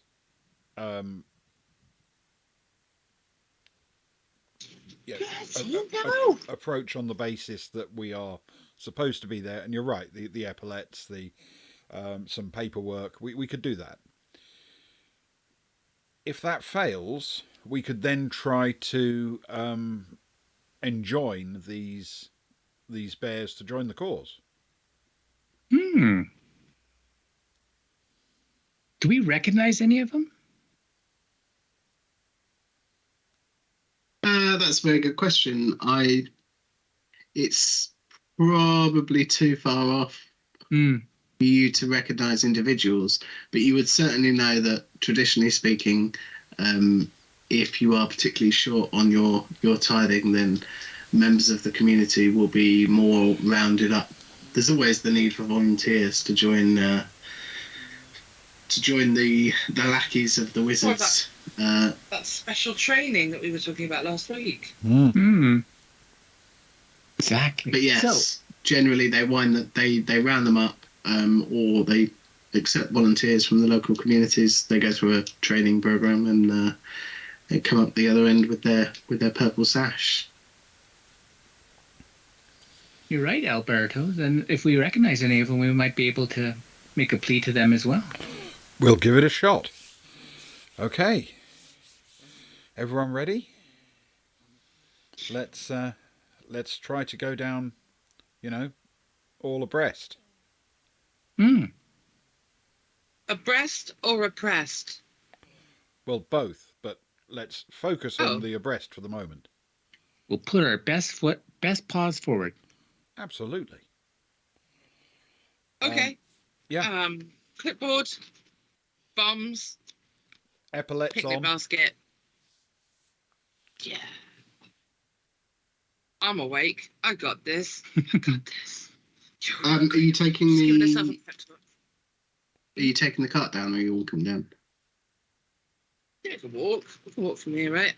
I think a cart looks like we put too much thought into it. and also a potential escape method, and they might not trust us too much. I don't suppose there's any like wagon tracks or cart tracks that are leading up this way, are there? There are, yeah. They seem to be slightly larger than yours, both in wheel base and in wheel width. Well, we could almost Ben? just drive in then. It would fit in the cave mouth. Look, I say it's not particularly large, but it's large enough to fit. Certainly fit your wagon in. You can't you can't see the wagon of the people that left your community, along with Cuppa Gooding. So presumably they've gone inside.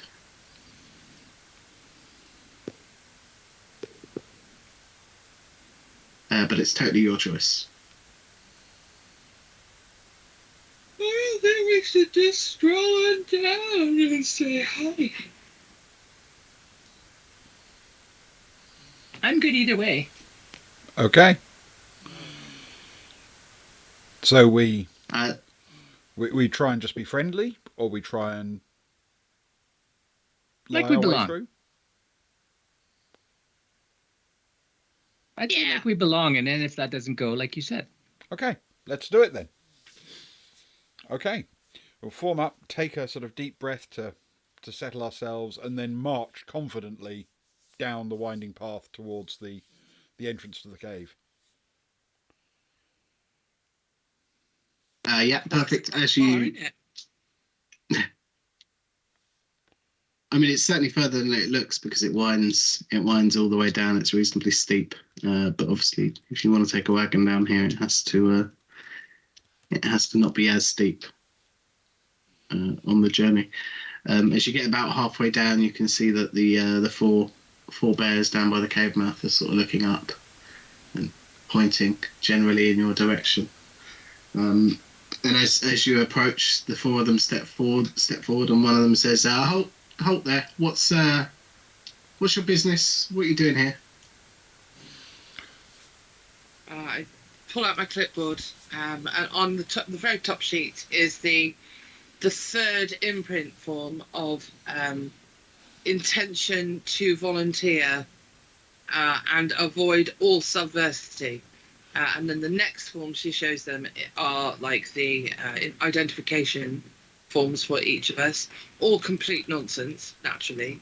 And then she draws out a stamp and makes a big show of putting the clipboard on the ground, opening the ink pad, stamping the ink pad, stamping the forms one after the other, ink in between, ba-dump, ba-dump, and then stands up again and says, "Here, new volunteers, fresh faces, ready to go, sir."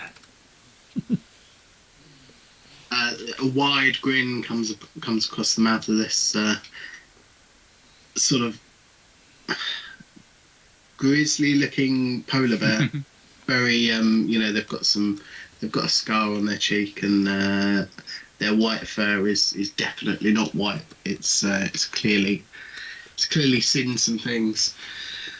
And they look back to the other three, and they say, we've got some new recruits, have we? And turn back to the three of you. What's here, boss? And they look directly at Berto, and they say, "What's written on your sign? What's that picket say?" It says fair pay, bare necessity. That sounds... Which means it's like the barest of necessities. Like, we need overlords more than we need fair pay. Like, it's not the maximum necessity, it's the barest necessity. We don't really need it. It was like an anti-protest. Like, they were like saying, "We desperately need fair pay," and we were like, "Do we know? It's kind of a bare necessity. Like, whatever." It's that sign. We were in the counterculture. That's us. Why don't you make a pro roll for me, please? Shall I do it? Because I As told the lie. It's entirely up to you. I'm happy with either, to be honest. You get a general vibe for the... I got a one. Wonderful. Nice. Wonderful. Yeah. Perfect. He okay. It's good to see some people out there who are right-minded, on the right side of these things. Quite Look, often the truth is, you'll see. protesting's hella fun, right? Just because they disagree with everything doesn't mean that we don't get to protest too. We protest, they're protesting. That's just not right. We get to shout and wave things about as well. It's a free-ish country. Yeah, we just wanted to come and do something more useful than waggling stuff. Well, I'll tell you right now, there'll be no protesting once you've completed your training. We don't protest their protests. We squash them. Oh. I'm not sure we got the size for that game. She looks at our tiny koala friend. Oh. Don't worry, we'll soon toughen them up. Don't you worry. Rilia takes her sturgeon and spins it like a spear, and then puts it back on her shoulder and holding it down below. It seems to me that they look like the most suitable out of the lot of you. Well, your paperwork seems to be in order at least. And we're ready to serve. Breakfast, lunch, I mean, you name it, we're good at it. I tell you, the food is good as long as those outliers over there don't stinge us on the tithe. We get, and he leans in a little bit closer. We get a nice little pick on the way back before we present to the wizards, the Grand Wizard. But don't tell anyone that. Right, and he turns back to the other three. You. A bear, a ham. show him inside. Sorry, I couldn't even do that myself. It's terrible. Show him inside. Take him. I love how you apologise with absolutely no remorse at all and quite a cheeky grin on your face. Take him to the training area.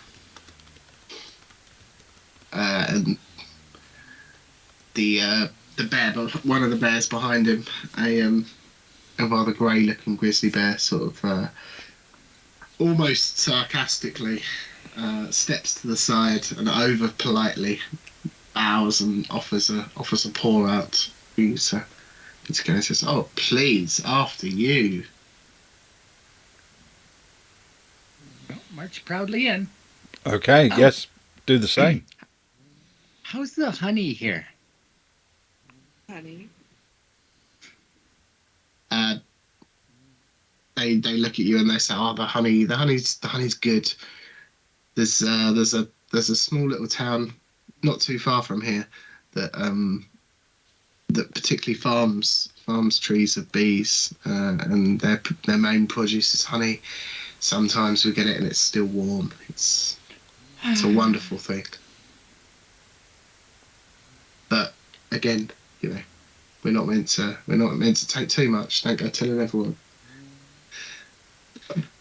They certainly don't go telling the wizard. Good to know. I don't have anything to worry about. Bear, we've literally just met the second who was just kind of rude to us. Why would we tell any of your secrets to anybody? Why did you tell us your secrets? You're completely safe. I've got the paperwork to prove it. We are honest, oppression-loving bears of the highest order. Are you saying this out loud? Yeah. Is this in character? Yeah. They stop for a minute just as you reach the entrance to the cave. And they give you a very concerned look. They're eyeing you up and down. Let me see your paperwork again. She hands over the clipboard very, very happily. I'm just observing how very trusting you are, and your confidence in us is greatly appreciated, comrade. And sorry, go on. And you must be very efficient too, because we saw a cart come trundling past us at high rate, and I think there was somebody in the back, like a prisoner or something like that. So you've already got them in through here, and no doubt have their paperwork all processed. And you guys are very efficient. Probably another volunteer. Let me tell you, they don't all walk in as easily as you three. When he starts reading through your fools, then.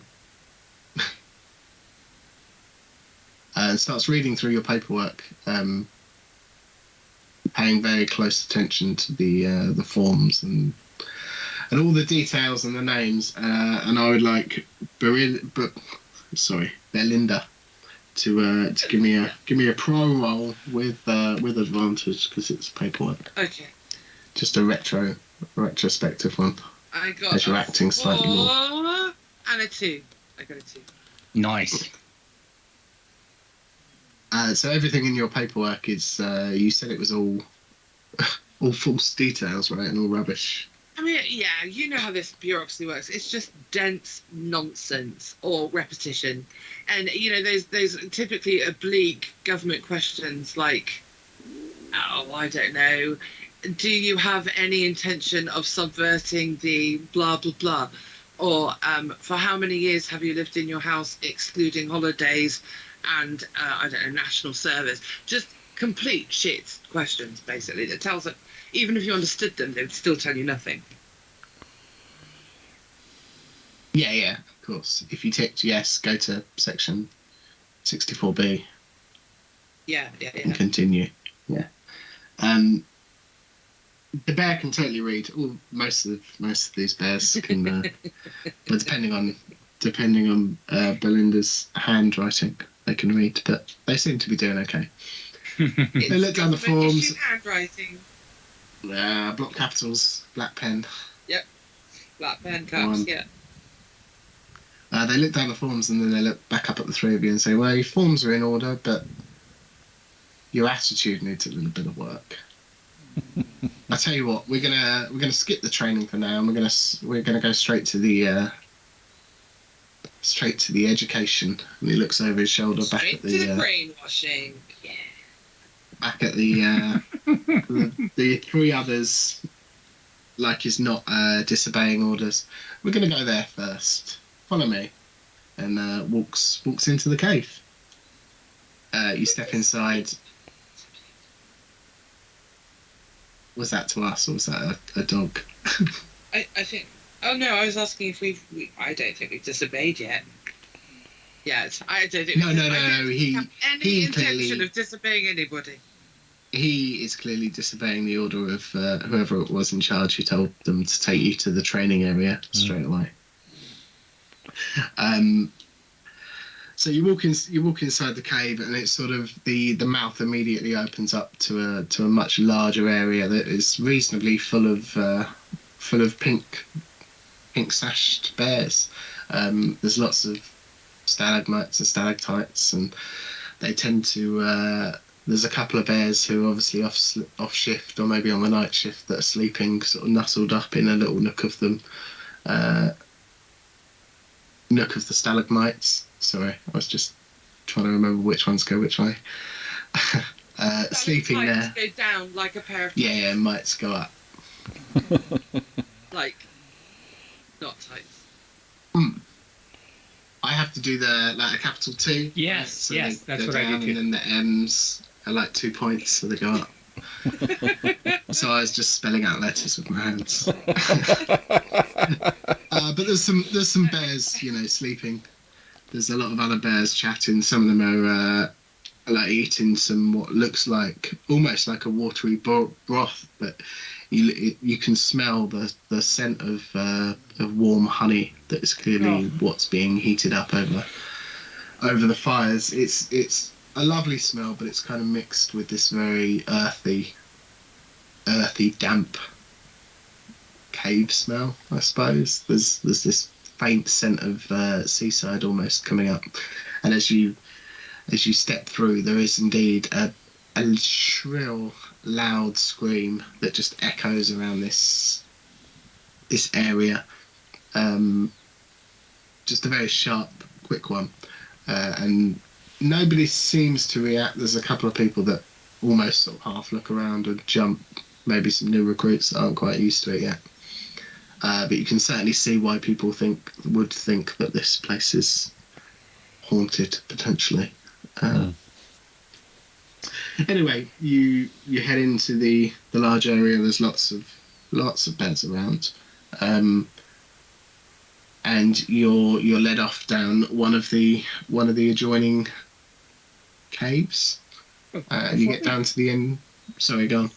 Before we get there, Brillia's going to make a beeline for that cauldron that had the honey in it and scoop out a bowl full and make it back to line if she can. That's her intention until she gets corrected. Yeah, I'll tell you what, make a bear roll for me. Gathering honey, so albeit from a pot, seems to be a bear roll. I rolled a 2. Oh, wonderful. You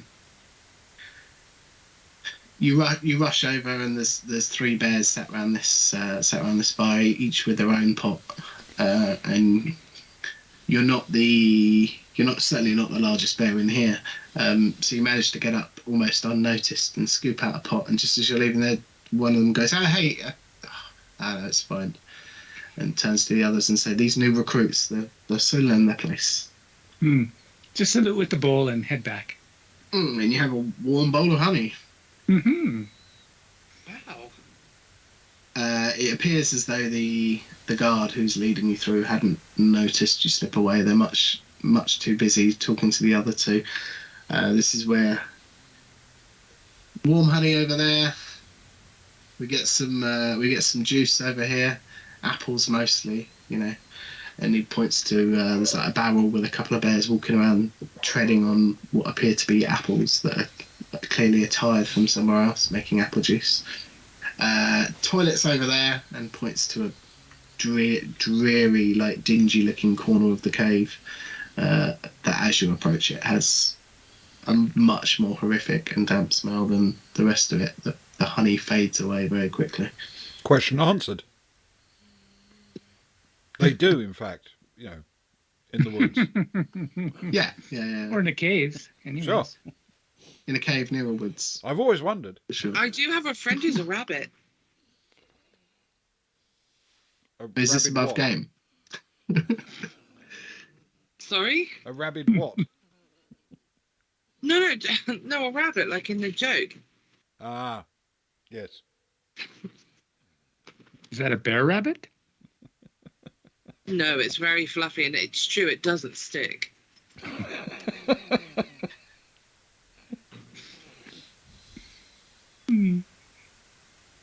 I love that so much.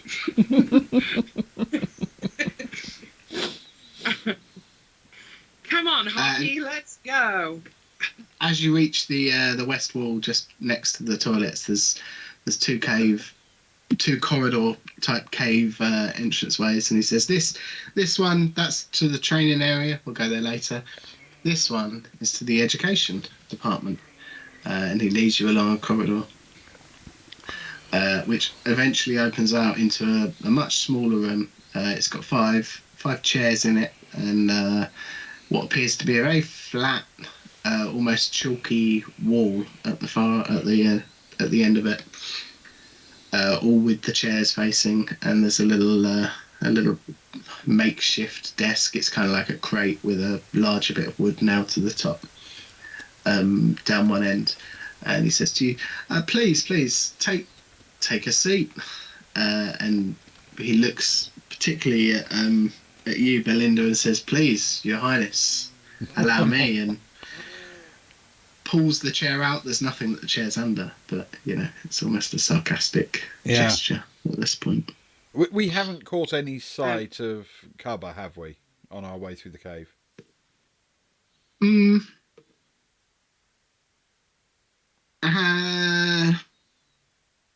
going to ask you to make a roll. Okay. I feel either could work here, if I'm honest. All right. Depends. Are you looking for an eyesight of them? I suppose laying eyes on them would be would be one thing, but also the wagon they came in on, the cart that was used to take them away. The cart they came in on. Yeah, and the cart they came in on. The bears that brought them, any sign that would lead me to work out whether Cubba was here and whereabouts, roughly. Okay, sure. If you're using your eyes, I'm going to say make it a parole roll for me. A parole roll? Yes. Yes. We will do this. Oh, that did not help. That's a 6. Ooh. Right, so you didn't, first and foremost, but also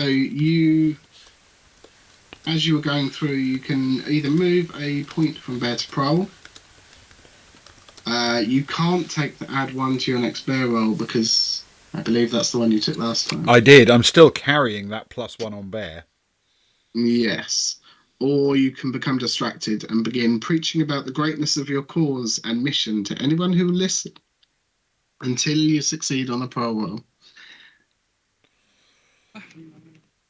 Which... You know what? Time for Double education. down, Ben. All Hey. the way. Come on. I'm sorry, but I'm going elbow deep into this. Yep. It's got to be that. It's got to be.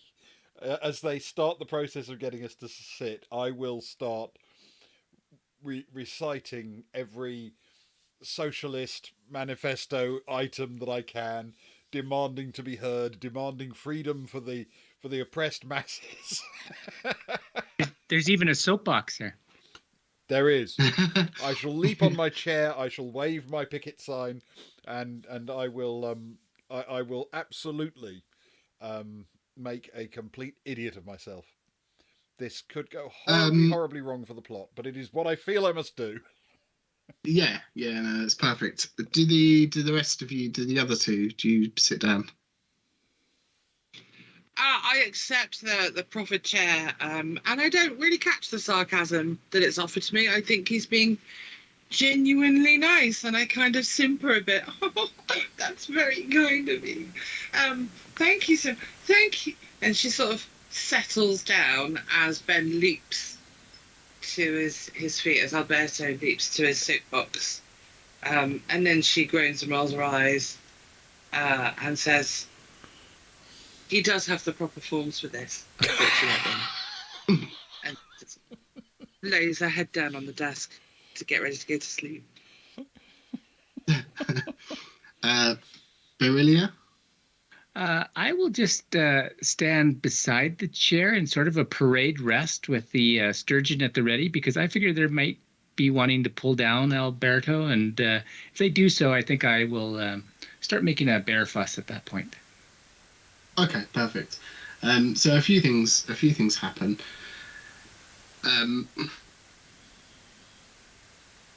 Firstly, as Umberto goes to leap to his feet, you notice that you can't get out of your chair, and you can't quite explain it. It's almost like you're stuck. You're stuck to your chair with the thickest honey imaginable, but you're not sticky. There's no wet or dampness or matted fur.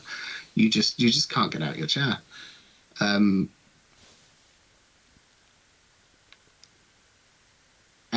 the same occurs to Belinda.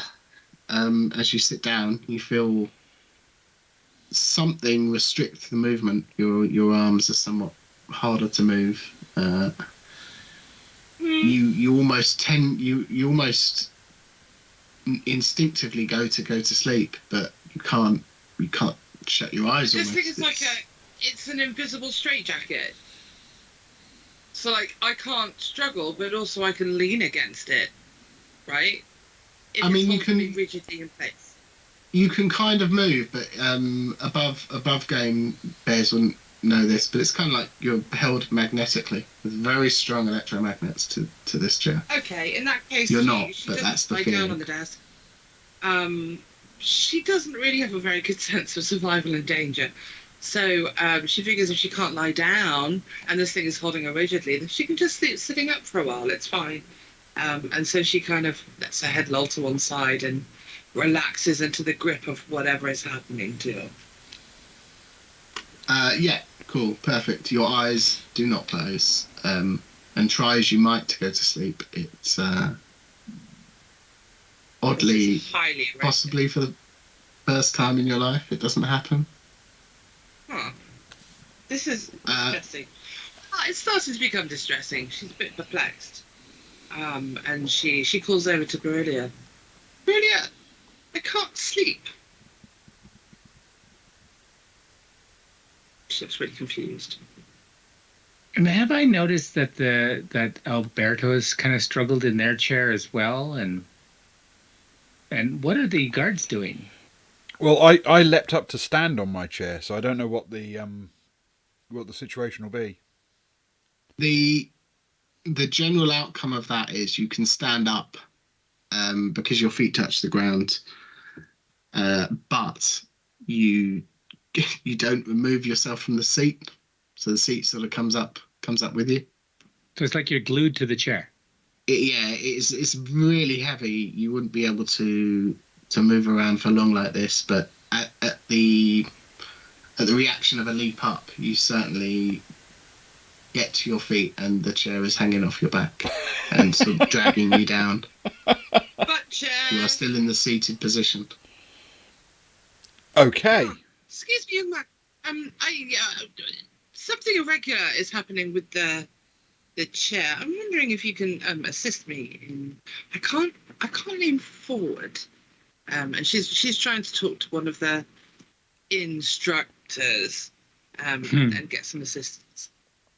The guard that led you in says, "Oh no, don't worry. This isn't irregular at all. This is exactly what these chairs are designed to do. Please. They fish around in like a pocket on their sash, and they pretend to pull out something and unfold what is clearly nothing in their hands. And they say the paperwork of the verbal contract for agreeing to sign on as a volunteer clearly states here that you will undertake the re-education program.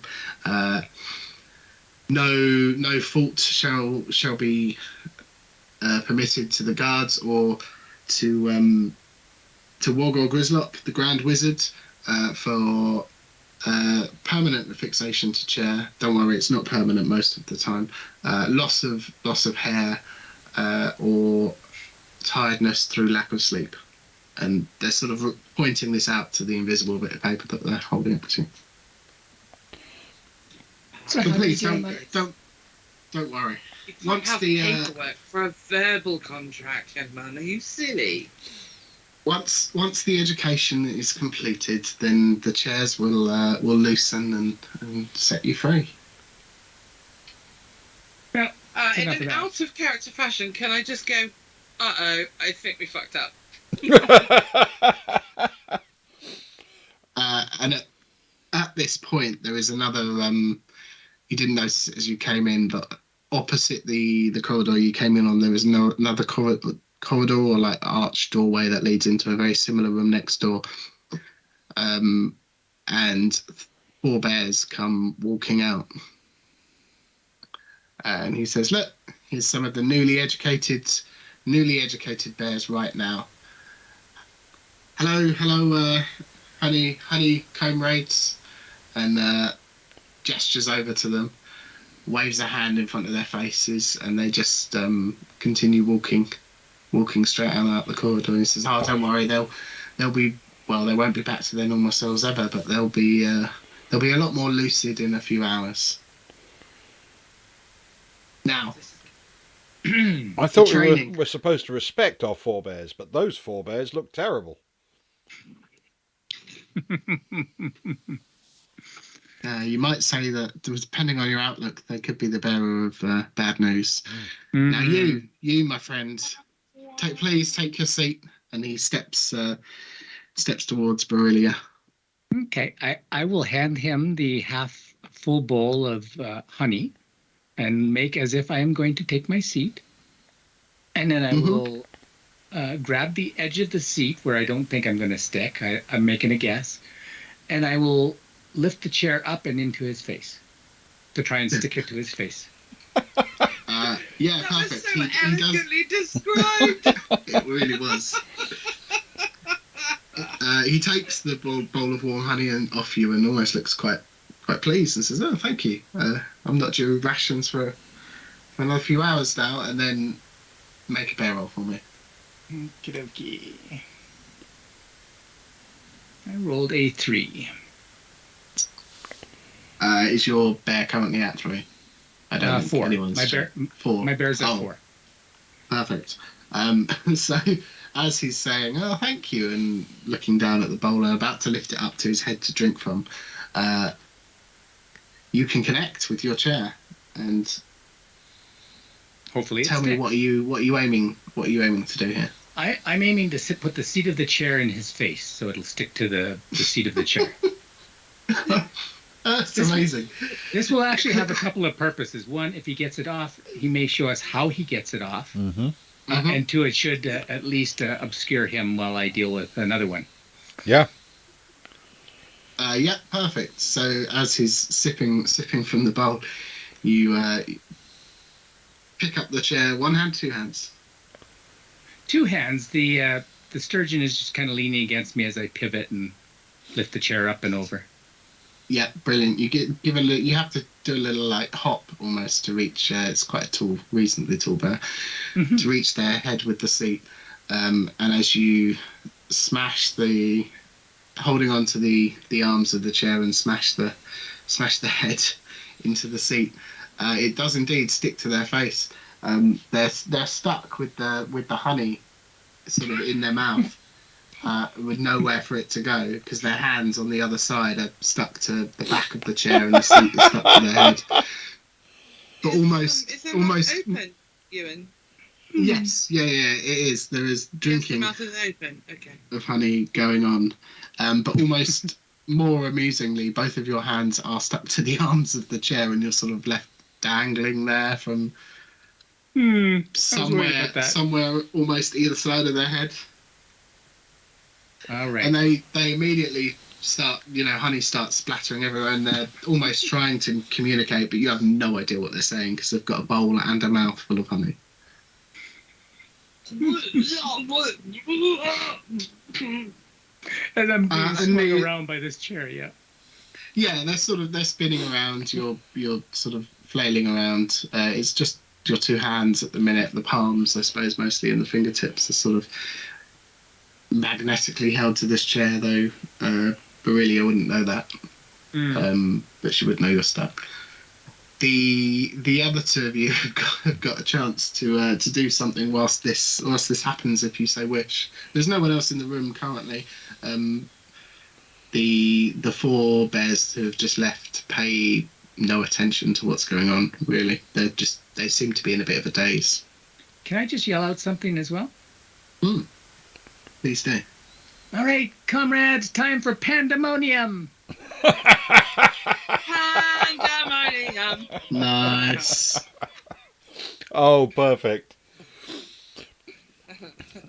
Umberto's going to try to leap into the air as best he can and try and land on the chair with it at an awkward angle, if you know what I mean. See if he can crack it and break it. Yes. Yeah, definitely. Use his strength effectively because he's got some strength apparently as a manual labourer. Yeah, that makes perfect sense. I will give you a bear roll with roll 2 basically and take the lowest. Okay. Now I am carrying this plus to the bear, so plus 1 bear. Whatever I do will have to have 1 added to it. But let's see. Yeah. Okay, well, the 2 rolls were a 1 and a 3, so if I take the best, which is a 1, it's a 2. Wonderful. Nice. So you do leap into the air. It's not particularly high because the chair is quite weighty and it's taking a lot of effort just to stand with it. But due to the weight of the chair or the force bringing it back down, you hit it at a significantly awkward angle to snap off one of the front legs, so the front right leg.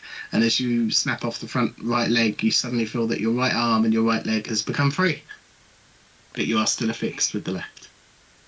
Okay. All right.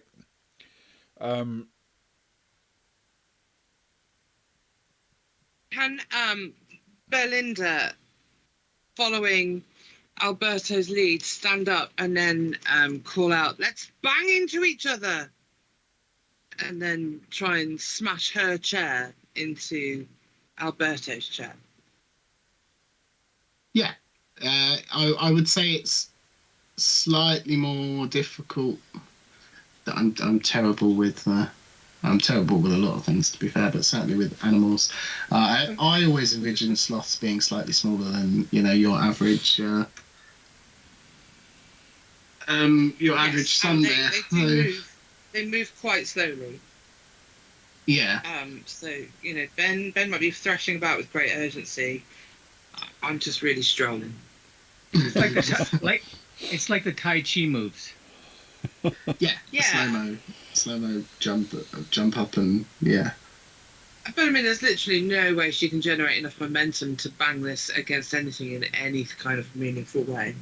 But at least she appreciates it, that there's a problem now, which is a step forward. Yeah, growth, definitely. So I'm gonna go off piste for the rules now that Small Red Robin's gone. I'm gonna say make a roll for me, but roll 2 and take the highest, if you wouldn't mind, due to the nature of 5. your form and the chair. It's a 5. Have you got anything that? Nothing to miss. Anything that is relevant? Paperwork, claws. Paperwork and claws and bee-bombs. And bee-bombs. Okay, so for your bear roll, you can either move a point from prole to bear, you can add 1 to your next prole roll, or you can become distracted and attempt to wander off in search of food until you succeed a bear roll. The choice is yours. To do the last one, she's going to try to wander off, realising that there's no way she's going to break off this chair, and Berillia is sort of hanging ridiculously in the air. Alberto seems to be having some kind of panic attack. It's all a bit much, really, and she's quite tired. She's 1 nap out now.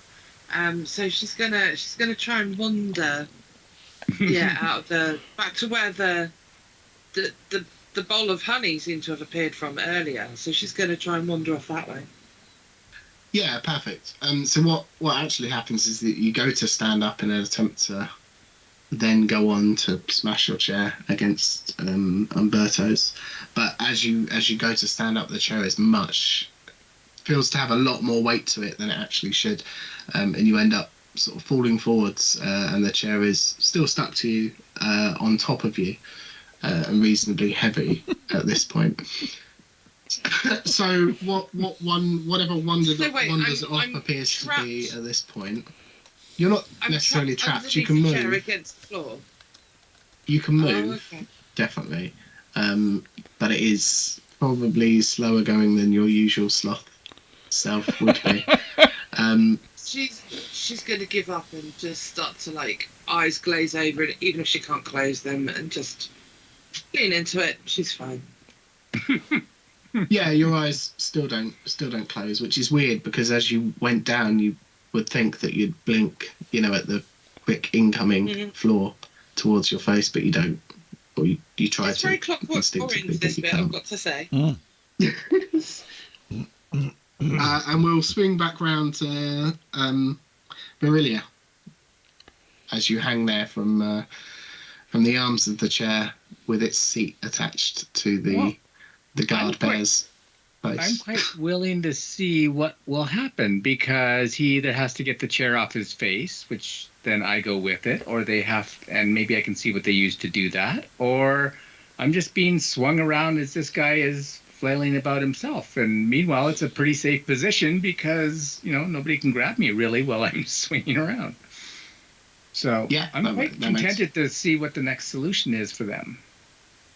That makes perfect sense. They are spinning round in circles, and for a brief moment you can hear some louder mumbles start coming from the bowl, and they soon realise their situation, and then you hear some almost panicked but very quick gulping happening, as if they're trying to at least be able to clear their mouth of warm honey in order to speak or presumably shout out. And there's 2 other guards, though, right? No, this not one. Just the one that showed you down here. Oh, okay. Is there any way then that I can go Kodiak on him and knock him out from where I am? Like, say, pummeling him with my feet? Yeah, I mean, you're dangling just beneath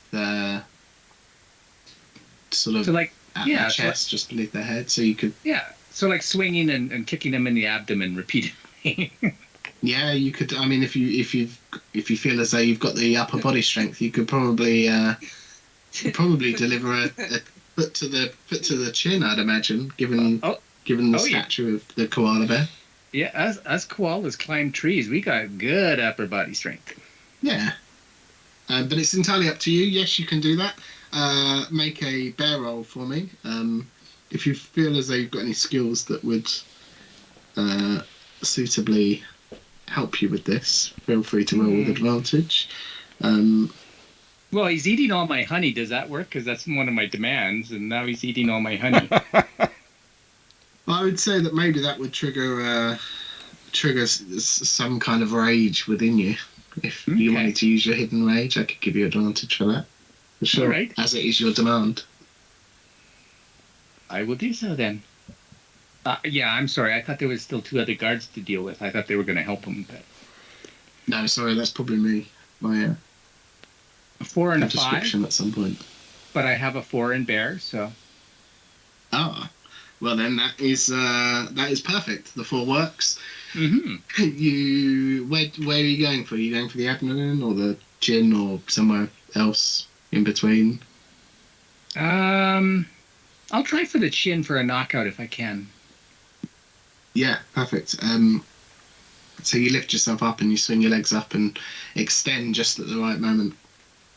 Yeah, kind of one of those sideways kicks, like off of a vaulting horse or something like that.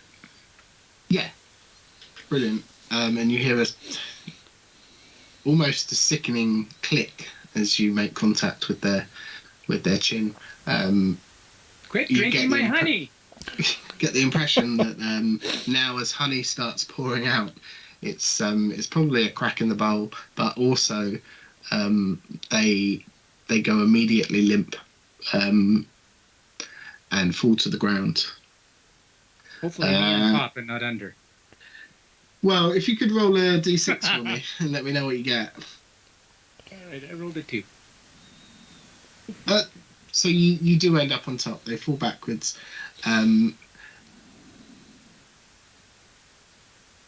Sorry, I'm just trying to work out the position of an upside down chair on their head. Two of the legs as they fall backwards do in fact crack against the ground and split off, and immediately you feel a relief in both of your arms, and you are now free. There is no noise when the guard hits the floor. They appear to be unconscious, at least. So that frees my hands then. Yeah. Alberto, if we break the chairs, they lose their magic. Alberto's waving his right arm enthusiastically and saying, "Yes, yes, this happens. Down with the wizard." And he's going to try and do the same leaping in the air thing, this time with a bit more mobility, to try to crush the other side of the chair. Yes, this is the point where we head back to Alberto and make a, what did we say last time?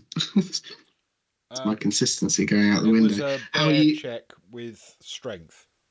Yes, so you're making the same similar leap. Are you Yeah. Yeah, I'm going to try to free the other arm, and if possible, Yeah. smash the back of the chair, and hopefully get the seat and everything off.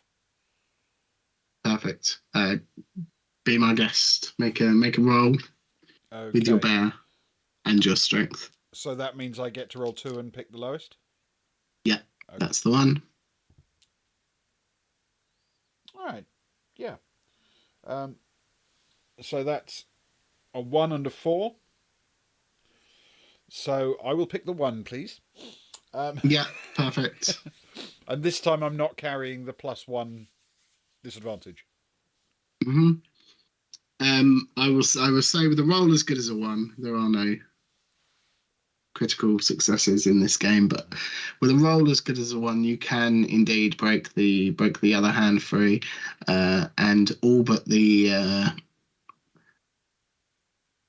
back of your chair seems to come completely free, and separated from the rest of it. So you've just got a little wooden chair back stuck to your back. It's no longer impeding your movement. It's a bit heavy, but it's not as heavy as an old chair, which you could manage with. So you're okay at the minute. Also a shield now.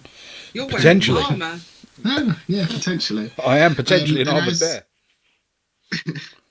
As you do that, and having just let out a cry of down with the wizard, and a clattering of broken wood coming from the room, you hear somebody say, what was that?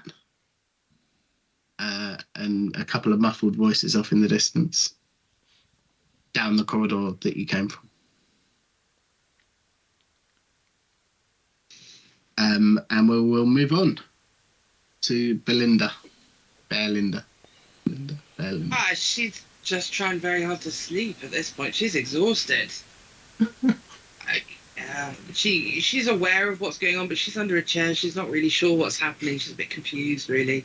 And she's got no paperwork direction to lean on. She's got no experience. This is a whole other department.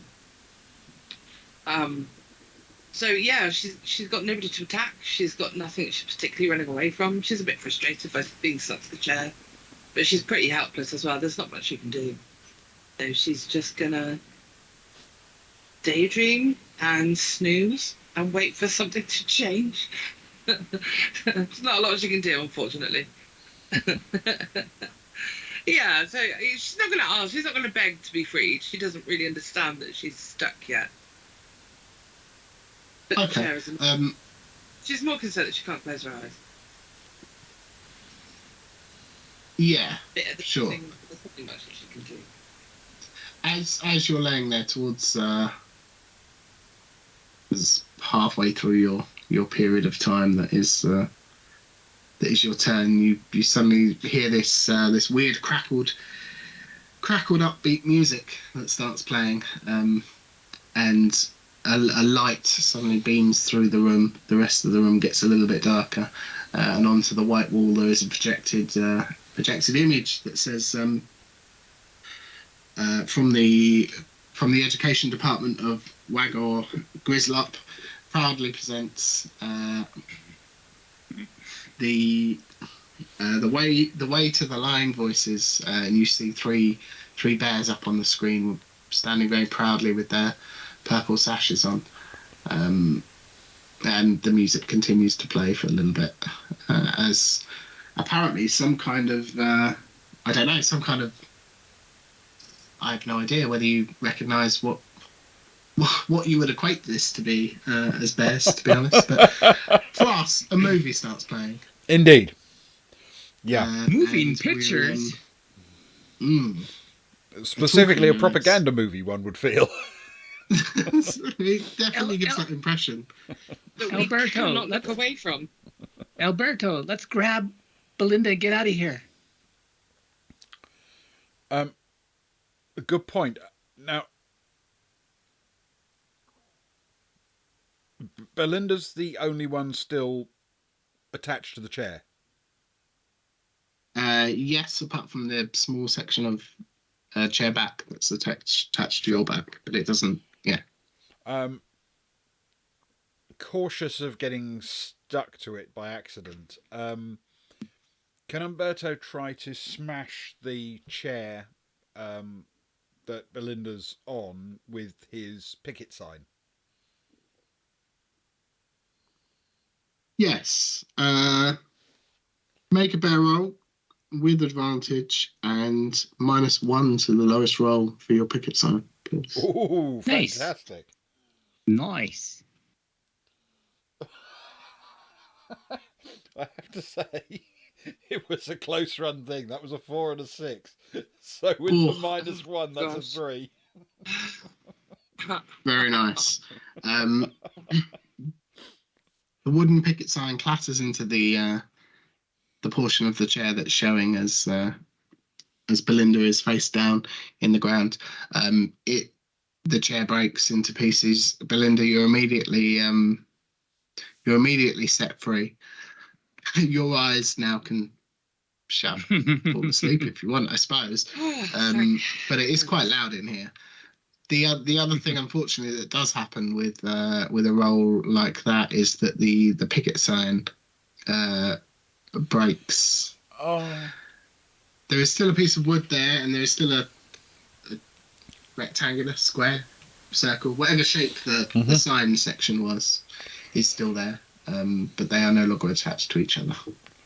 Good idea. You're leaving them in your calling card. Let's get out of here. Yes, I will pick up the stick, please, part of it, and leave the sign part of it, giving it an affectionate pat as I go, and yell out as I grab one of Belinda's front paws and try and haul her up and along. I'm going to yell out, long live the revolution! Viva la I honey! suppose I could. Come on then. She kind of hauls herself up and gets her feet under herself and shakes her head to wake herself up, and then fumbles in her pockets to see if she's still got her bee bombs, because we're all waiting for that to happen. Yeah, they're still there. She's safe. She lets herself be led by Alberto. Which way are you going? There is the way that you came in from, where you can hear where the voice saying what was that came from, and there's some muffled voices that sound like they're getting closer. There's the smaller room or the other educational room from which the four bears came out of. Okay, so I got a couple of questions. The first thing is the big cavern where we came through into this corridor with the little rooms. Is there a door? Can this corridor be separated from like any kind of barrier that we can put between us and the cavern? There isn't a door. There is the table, the crate with a bit of white, like a bigger piece of rectangular wood, just in front of the screen where the movie is still playing. But there is little else in the room. If you go to the cavern, into the corridor. Yeah, so the corridor that leads to the cavern, is there a door that separates the two of them? No, there is not. You didn't. In fact, you haven't seen a door since you came in here, apart from perhaps the odd bit of wood, but they're not being used as doors. And since the four bears left or came through this room to leave, the other room probably doesn't have an exit, right? That would be my guess, anyways. Not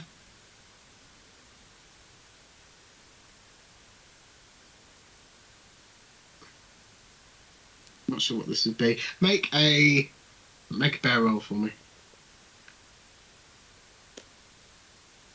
Roll the 1. There is definitely a breeze coming through the room towards the way you came from. Oh, let's leave this way. In that direction. And when I get a chance, I'll head that way. Which way? And my second question is... Oh, sorry. Go on, okay. No, I was just going to say, when I get a chance, I'll head that way where the breeze is coming from. Okay, cool. Sorry, Socks. Do we have any awareness of where the scream came from? Where the scream. Yeah, as we entered earlier. there was a big scream. No, we it's in the it's direction? really hard to tell because you're in a big open echoey cave. If I'm honest, so you would not know.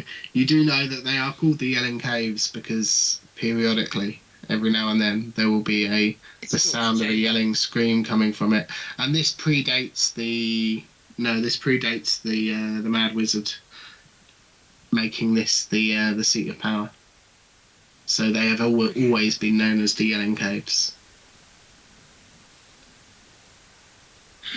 Yes, that's exactly the walk she does.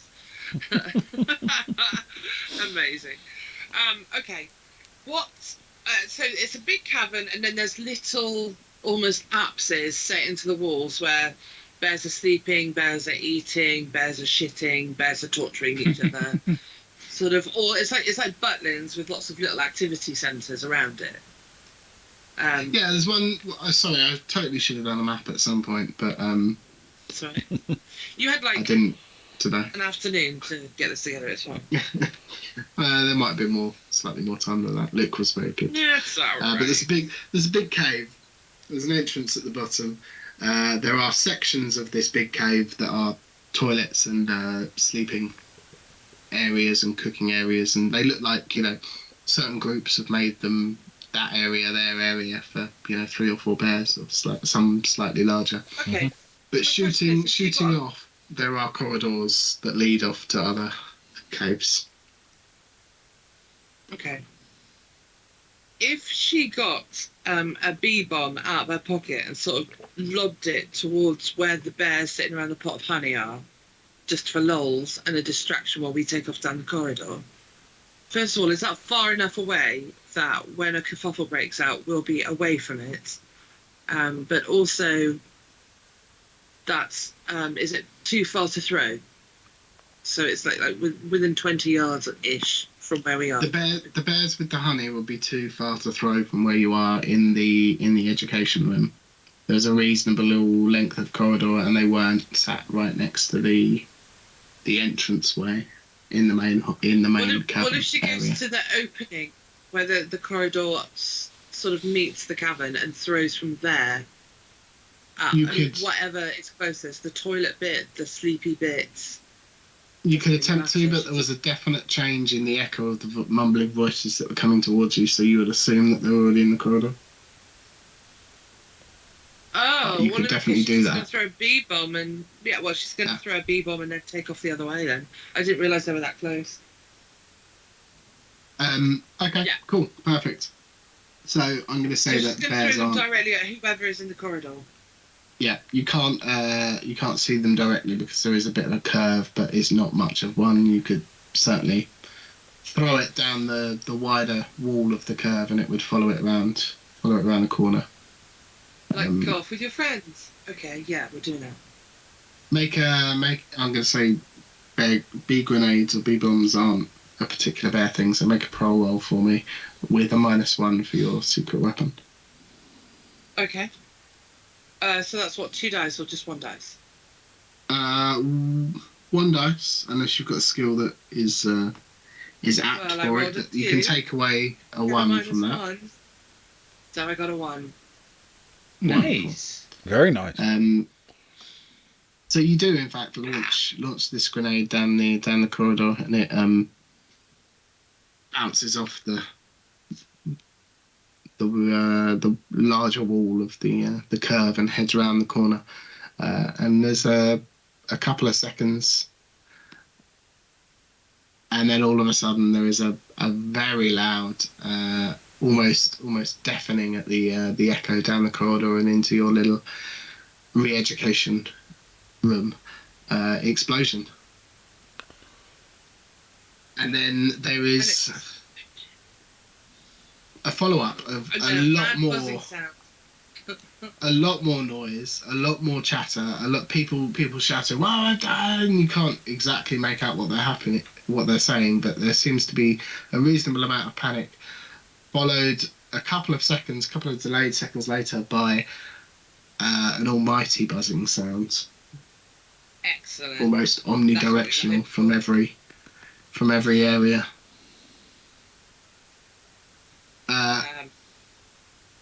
And then she looks you at guys. Alberto and she says, "I presume we're going that way," and she points to the opposite direction to the bees.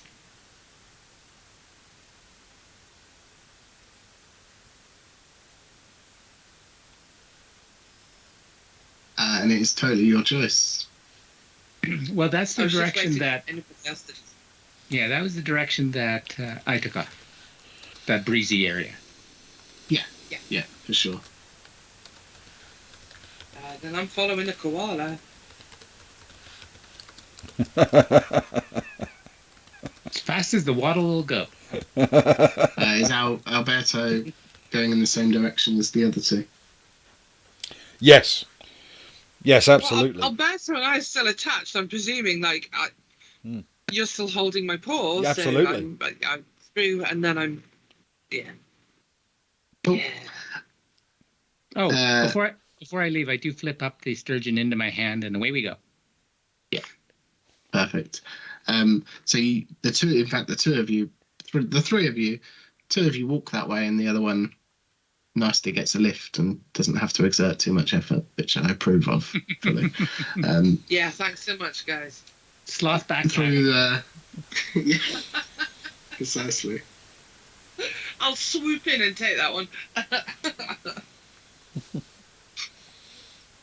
Through the little cutout area, and you go into almost an identical looking room. It's slightly larger, but you notice that off to the right hand side, just as you come through the corridor, there are in fact a series of like bamboo type bars, and there's a couple of cells.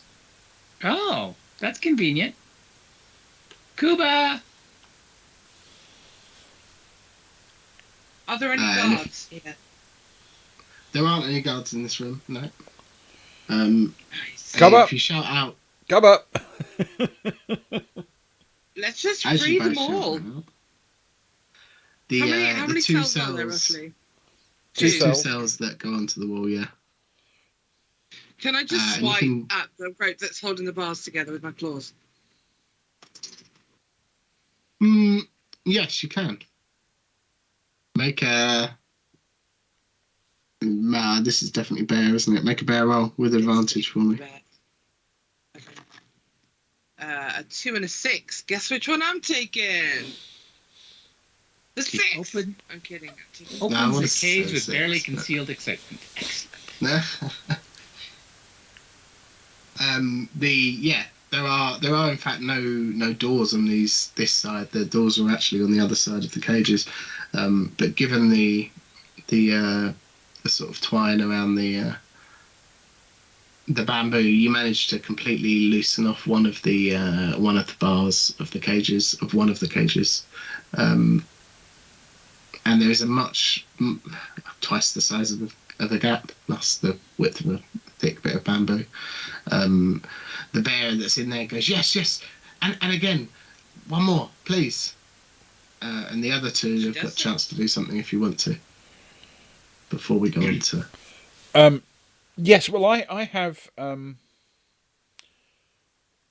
strength, but I think my tongue is not going to be useful. But I will help with my strength to try and force the gates open.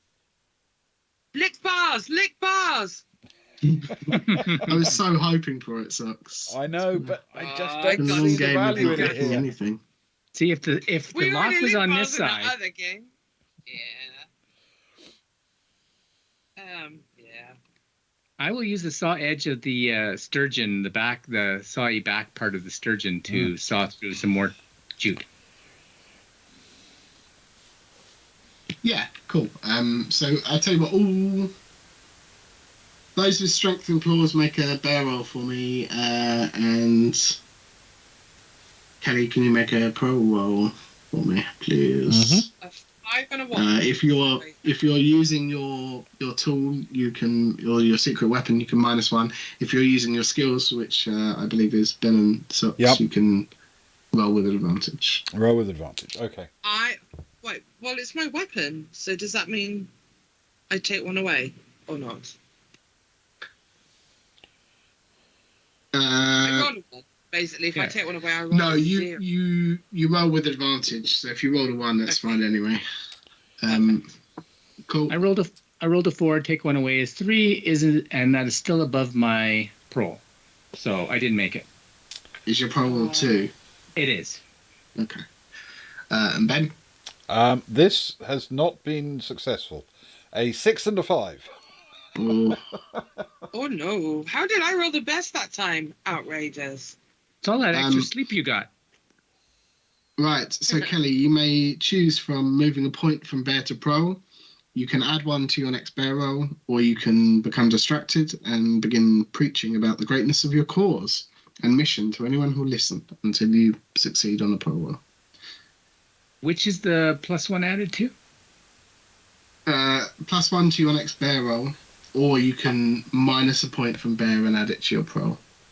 I did the minus thing last time, so I will So you can't do that. the plus. I'll do the +1 to the bear roll. Yeah, so the next time you make a bear roll, just add 1 to whatever you roll. Ben, you can do the same, but the opposite, because you rolled with bear, so you can move a point from pro to bear. You can add 1 to your next pro roll, or you can become distracted and wander off in search of food until you succeed on a bear roll. I will move 1 from prole to bear, please. Okay, perfect. So make a note of your new stats. And Belinda, you managed to successfully claw away at some of the more fastenings on the next bit of Nice. bamboo, and the bear that's inside, you can see, is quite a average sort of sized sun bear, but almost quite skinny, like they haven't had a good meal in a long time. And they managed to squeeze through the bars, and they said, thank you so much. Do you well, please, you've got Did you see a free hen. sloth? Okay, and is Well, that the bear we're looking for? Is that the young sloth? Yeah, it's funny. You should look at the next cage along, and that is in fact Cuppa Gooding, Oh, fantastic. Senior. Oh, she just carries on clawing in a frenzy, just really going at it, shouting out form numbers as she goes, like the requisite forms that she should have filled in before going on this. So it's like an F28719. Permission granted. Form I like how you said 16B should have. requisition Alpha. Claude. Yeah, she's not actually doing the paperwork this time. She's done too much for her. I like how you say should have filled in. That's some really good character development. I like it. I approve a lot. Okay, so you can make another roll for me. If the other two want to try again or try something different, you are more than welcome to pitch in and help out, or do something else. Yes, I will try to help with the other door, but this time, can I try and use the broken stick of my sign to try and lever open the door? Oh, you certainly can, Ben. That is a good idea. So you can, you've got strength, so you can roll with advantage, and you can -1 from your lowest. And it's Belinda, you've done very well. It is a bear roll with your strength, I will say. So I've got bear 4 plus advantage and able to take 1 off the dice. I mean, this should go brilliantly.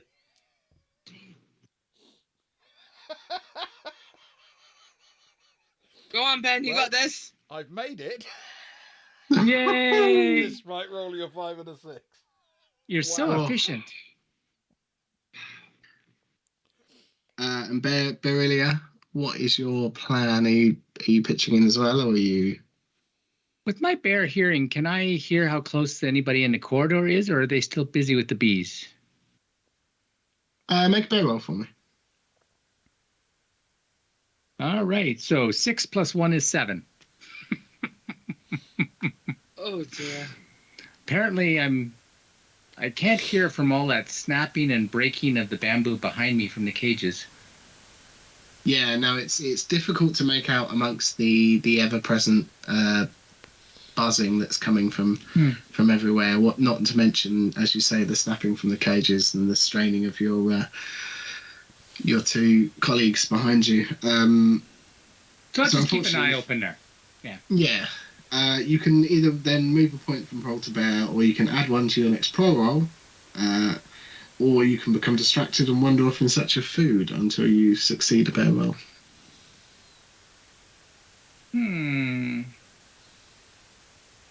Which one gets a +1 again? Bear? No, pro. Plus one to your next pro roll. I will do that. Okay, cool. But the other two behind you managed to get two of the bars down out of the way, and given the size of cover inside the cage, you think that they could probably get out. They're actually not moving, and if you, I suppose, with your listening roll, Kelly, you would have noticed a slight heavy breathing of some snoring. I'm just assuming that's Belinda. But there is enough space for a sloth to pass between the bars, with two down. And you may do what you wish. Well, I think I think Umberto will try and get in through the bars, grab as far as he needs to grab hold of cover and try and pull him out. Cool, perfect. Make a bear roll to squeeze through.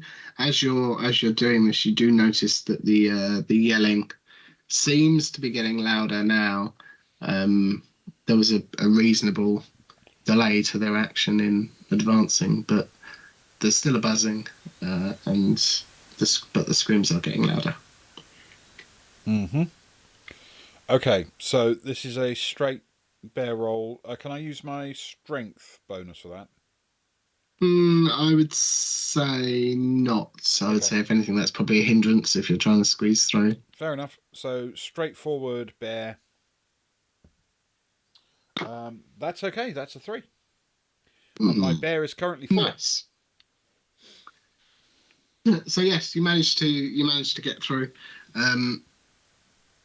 And what's your plan inside? Are you attempting to wake them or drag them out, or?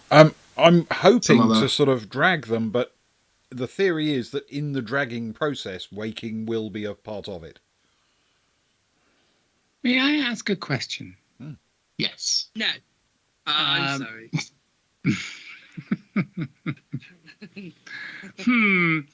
Anyways, you said we went in the back side of the cages. What's in the front side of the cages? Is there another way out that direction? There is a door on the other side of the cages that appears to be on a hinge, I suppose. So rather than being specifically tight wrapped around, they're rather loose. So it looks like it's not fastened at one side, but it is fastened at the other side. And then there's a corridor along that side. Yeah. Okay, because I understood that to be the door for the cages was on the other side. Yes, the door to the cages is on. That's what. No. I mean that's. Oh. So there are bamboo strutted doors that are fastened on one side, but not fastened on the other side. So it looks like they hinge open. There's a corridor the other side of that door. You can see through these bars. We should go that direction, because people are coming this direction. Yes.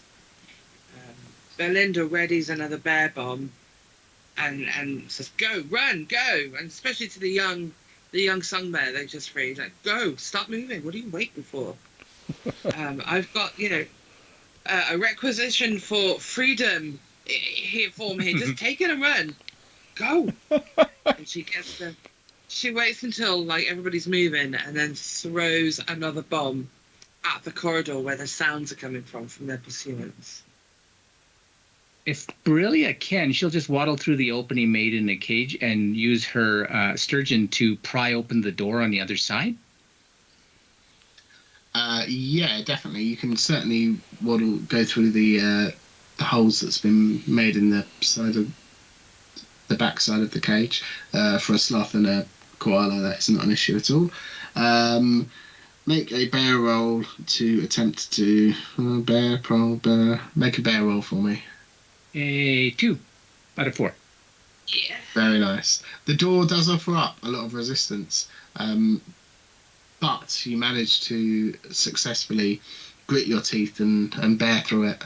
Aha, ancestral sturgeon. Yes, for the win. And one of the Linda.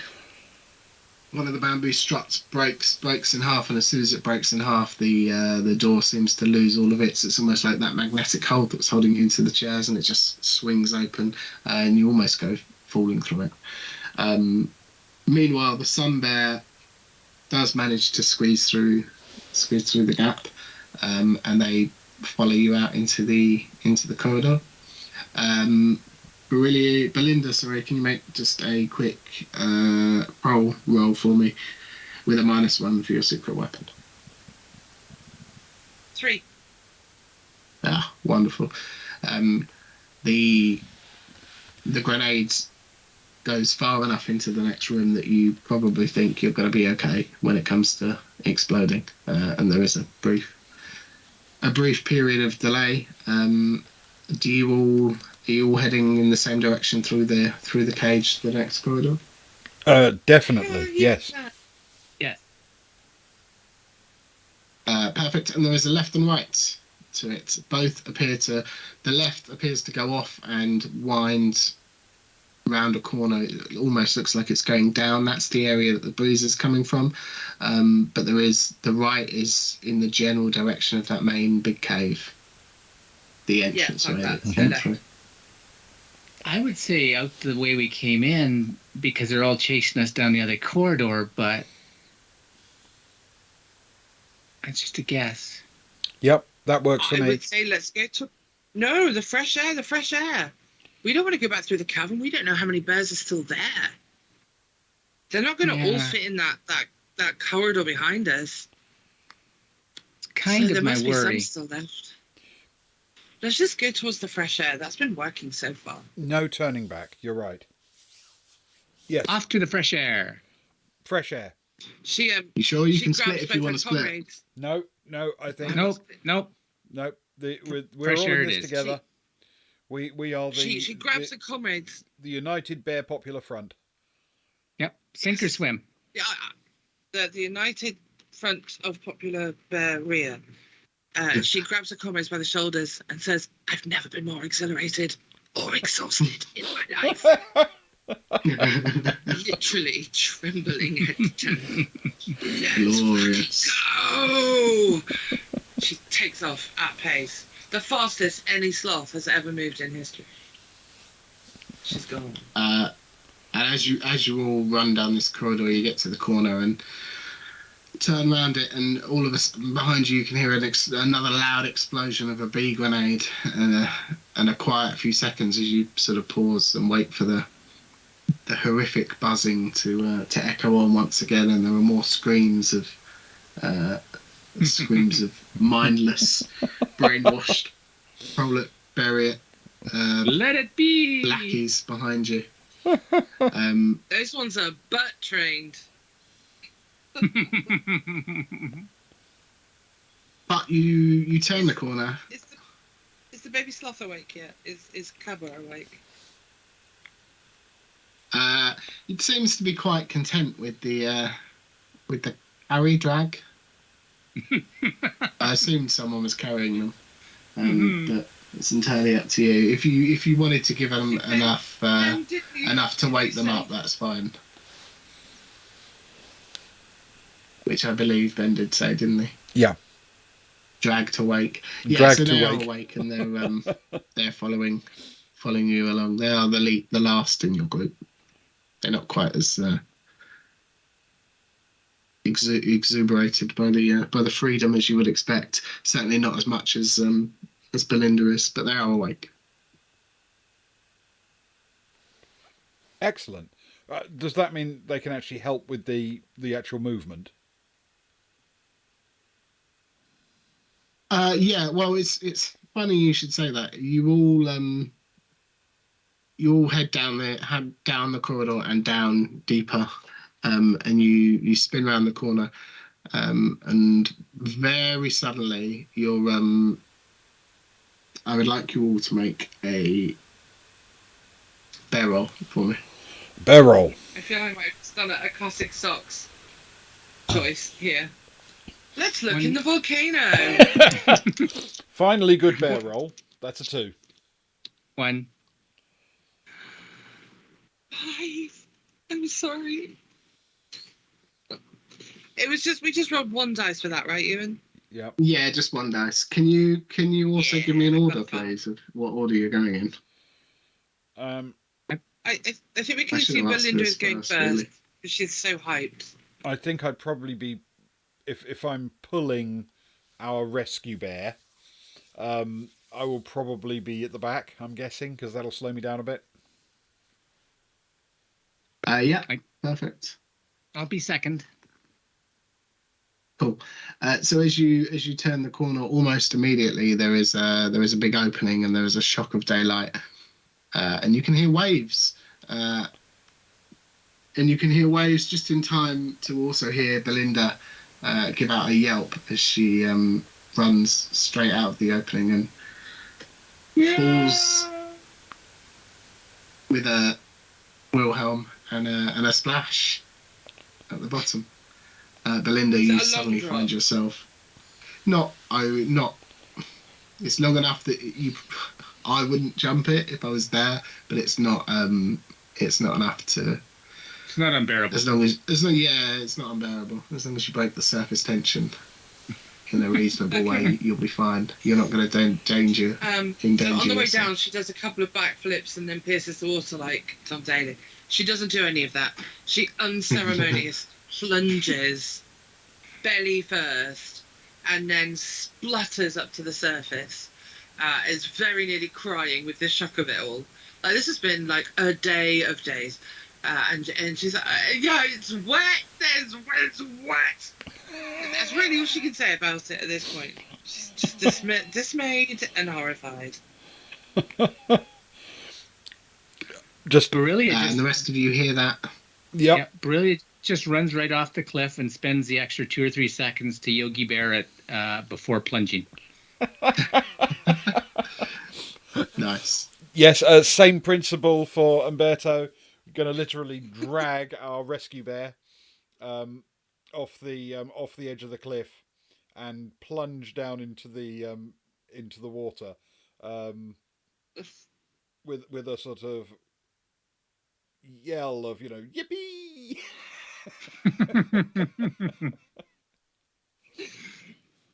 Wonderful. As you all come hurtling out, the other two, one of them, the sloth, sort of stumbles and almost bumps into the person in front of them, but not enough to knock them off.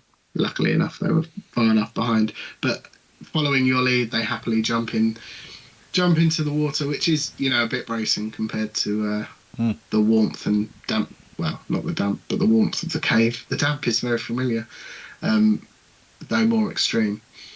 And you all land in the water just as a few stray bees sort of spatter out of the opening behind you, but seem to pay you no mind.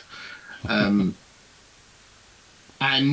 you know where you are. You're clearly not being pursued at this point. You are in a small little cove that has a beach that is directly the other side of the cave, but it is easy enough for you to make your way back at this point if you wish to do so. There is no more immediate danger. I think so. Yes. Swim.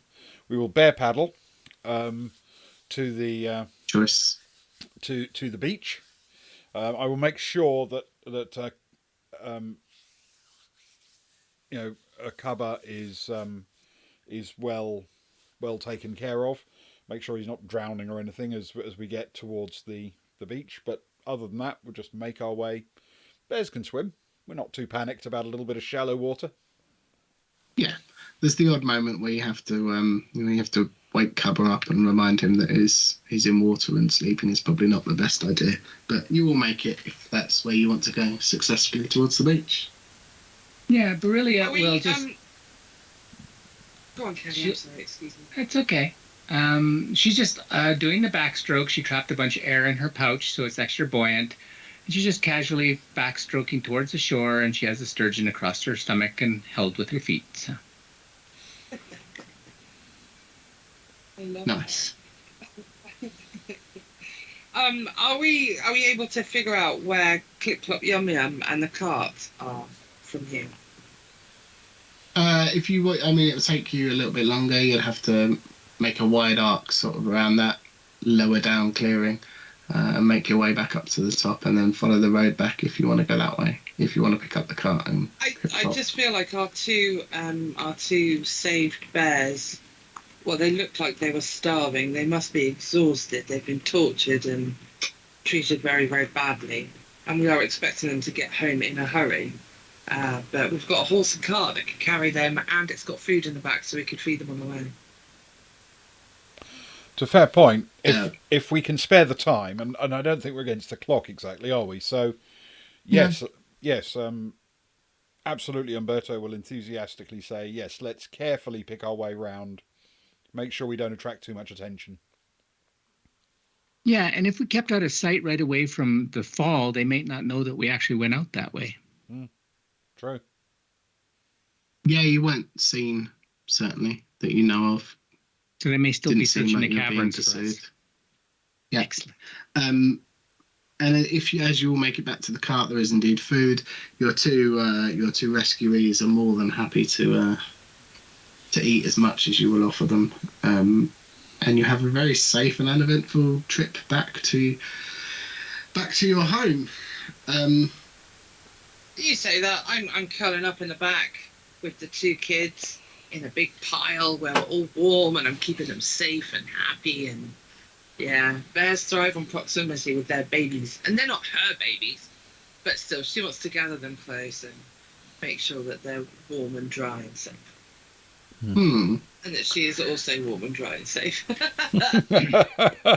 Of course. Yes. For sure. And before we trundle back, I see if Alberto will just pick me up by my feet and hang me upside down briefly so I can empty my pouch of water. Yes, no problem at all. I will make a strength check for that if I can. Thank you. Just hang upside down Well, briefly, let the water come out. Aww. Go for it. Is that bear with All strength? these Bear with strength. Yeah, all these advantage. soggy eucalyptus leaves. Ew. That's pretty good. That nets out as a 2. Wonderful. Nice. So you are more than capable of lifting up Berelia and putting them back down again without any major incident, or minor one for that matter. Nice, thank you. Much more Welcome. comfortable. You make your way back to town. You are whilst the Beargeoisie has not necessarily been overthrown, a victory has certainly been had. Cubber Gooding is the only bear to have ever made it back. You are the only bears between all of you to have ever made it back. Nobody has ever launched a rescue mission. The town is buzzing, I think, with hope and wishes for the future. There are celebrations had throughout the evening, and a good time is had by all. They can see the light at the end of the tunnel, for lack of a better term. Can I You can introduce all- the sun bear? Can I You introduce can the sun all- bear to Mary Berry? And she decides to adopt him and call him Paul Hollywood.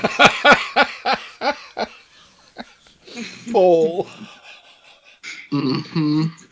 You Come certainly on. can. Oh, You can all God. have one last little. If there's anything you wish to do or anything you wish to sign off with as your character, you may all take a moment to talk us through it, and then we are done. For the It turns adventure. out that I haven't actually made a prole roll since the one I failed, which means on arriving back at our village, I will immediately have to find a tree stump or similar to stand on in order to declaim loudly and continually to any passing villager that it is time to lick the Beargeoisie. Lick the Beargeoisie. Yes, yes, yes. Given the situation, I'm happy to knock it off as a promo. But I think, given your current status within the community, they will be more than happy to agree with you, regardless of what you actually roll. You are all hailed as heroes. Even those that had been rescued are hailed as heroes. It was previously thought unthinkable that anyone would ever return from the Yelling Caverns.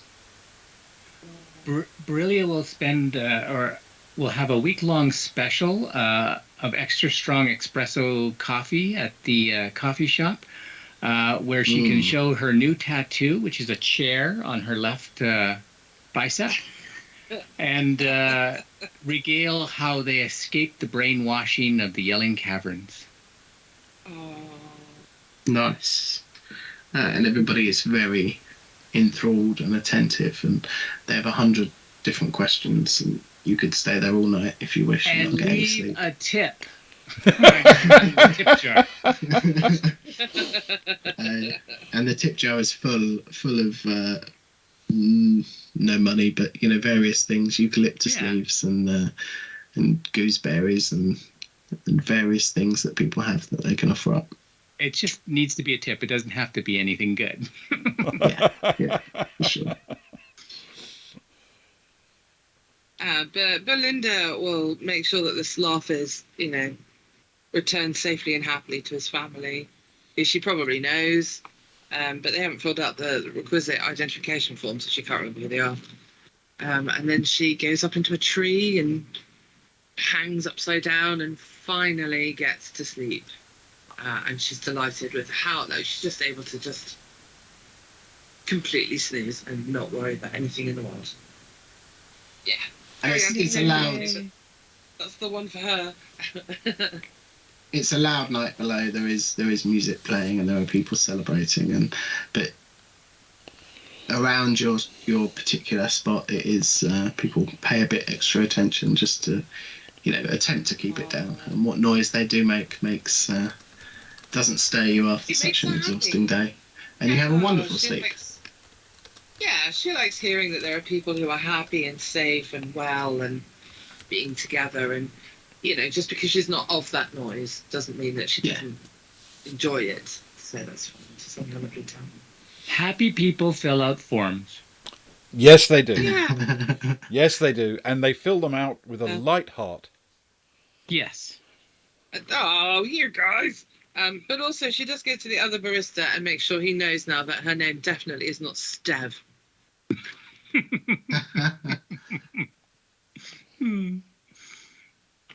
And thank you all very much. You've done a wonderful job.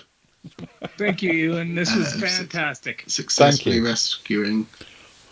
Yeah, even though they're not here, thank you to Robin for that lovely game. And thank you to Griffin, who hung with us with such enthusiasm all the way through. Thank you so much, my darling. Yes, and obviously thank you to everyone who jumped in and joined at any point and what have you. I'm afraid Ewan has, for some reason, I think, stopped sharing his screen. So Let me start again. I don't know why that happened. Is it going to mess you up if I share again? If you share it again, it should be fine. Yep. Okay, cool. Okay. But apologies. No panic. But thank you to everyone who came along to watch live or on VOD. This has been an absolute treat. It's always a treat when Ewan runs a game. It's always a treat to have Socks and Kelly along. It's so much fun to play with. And I think this was an enormously fun game. So thank you to Robin for Beargeoisie. We loved it. Yay! Thanks, Robin. Most definitely. Definitely. And even though we were barely... and get well soon, Luke. Yes, and get well soon, Luke. Yeah. I have apologised in chat for our utter lack of failure in this game. Because I know he wants to see us there was a lose and moment. die. Well, there was a moment when I was pretty sure this is going to be the first time we did not. Like, I was like, with those chairs, I was like, no, I think we're a little bit done. I was worried. Also, my character's absolute lack of any kind of alacrity. I was like, nah, there's no heroism here for her. She's just gonna try and sleep it off. Yeah, and at that moment I was like, we're probably gonna die. Yeah. Live long and snooze. Yeah. Yes. No, we managed to muddle through again. Yay! Those chairs, though, those were deadly. Those were awful Yeah. things. Yeah, they really were. Anyway, I was thank wondering very what you were much, going to do. everybody.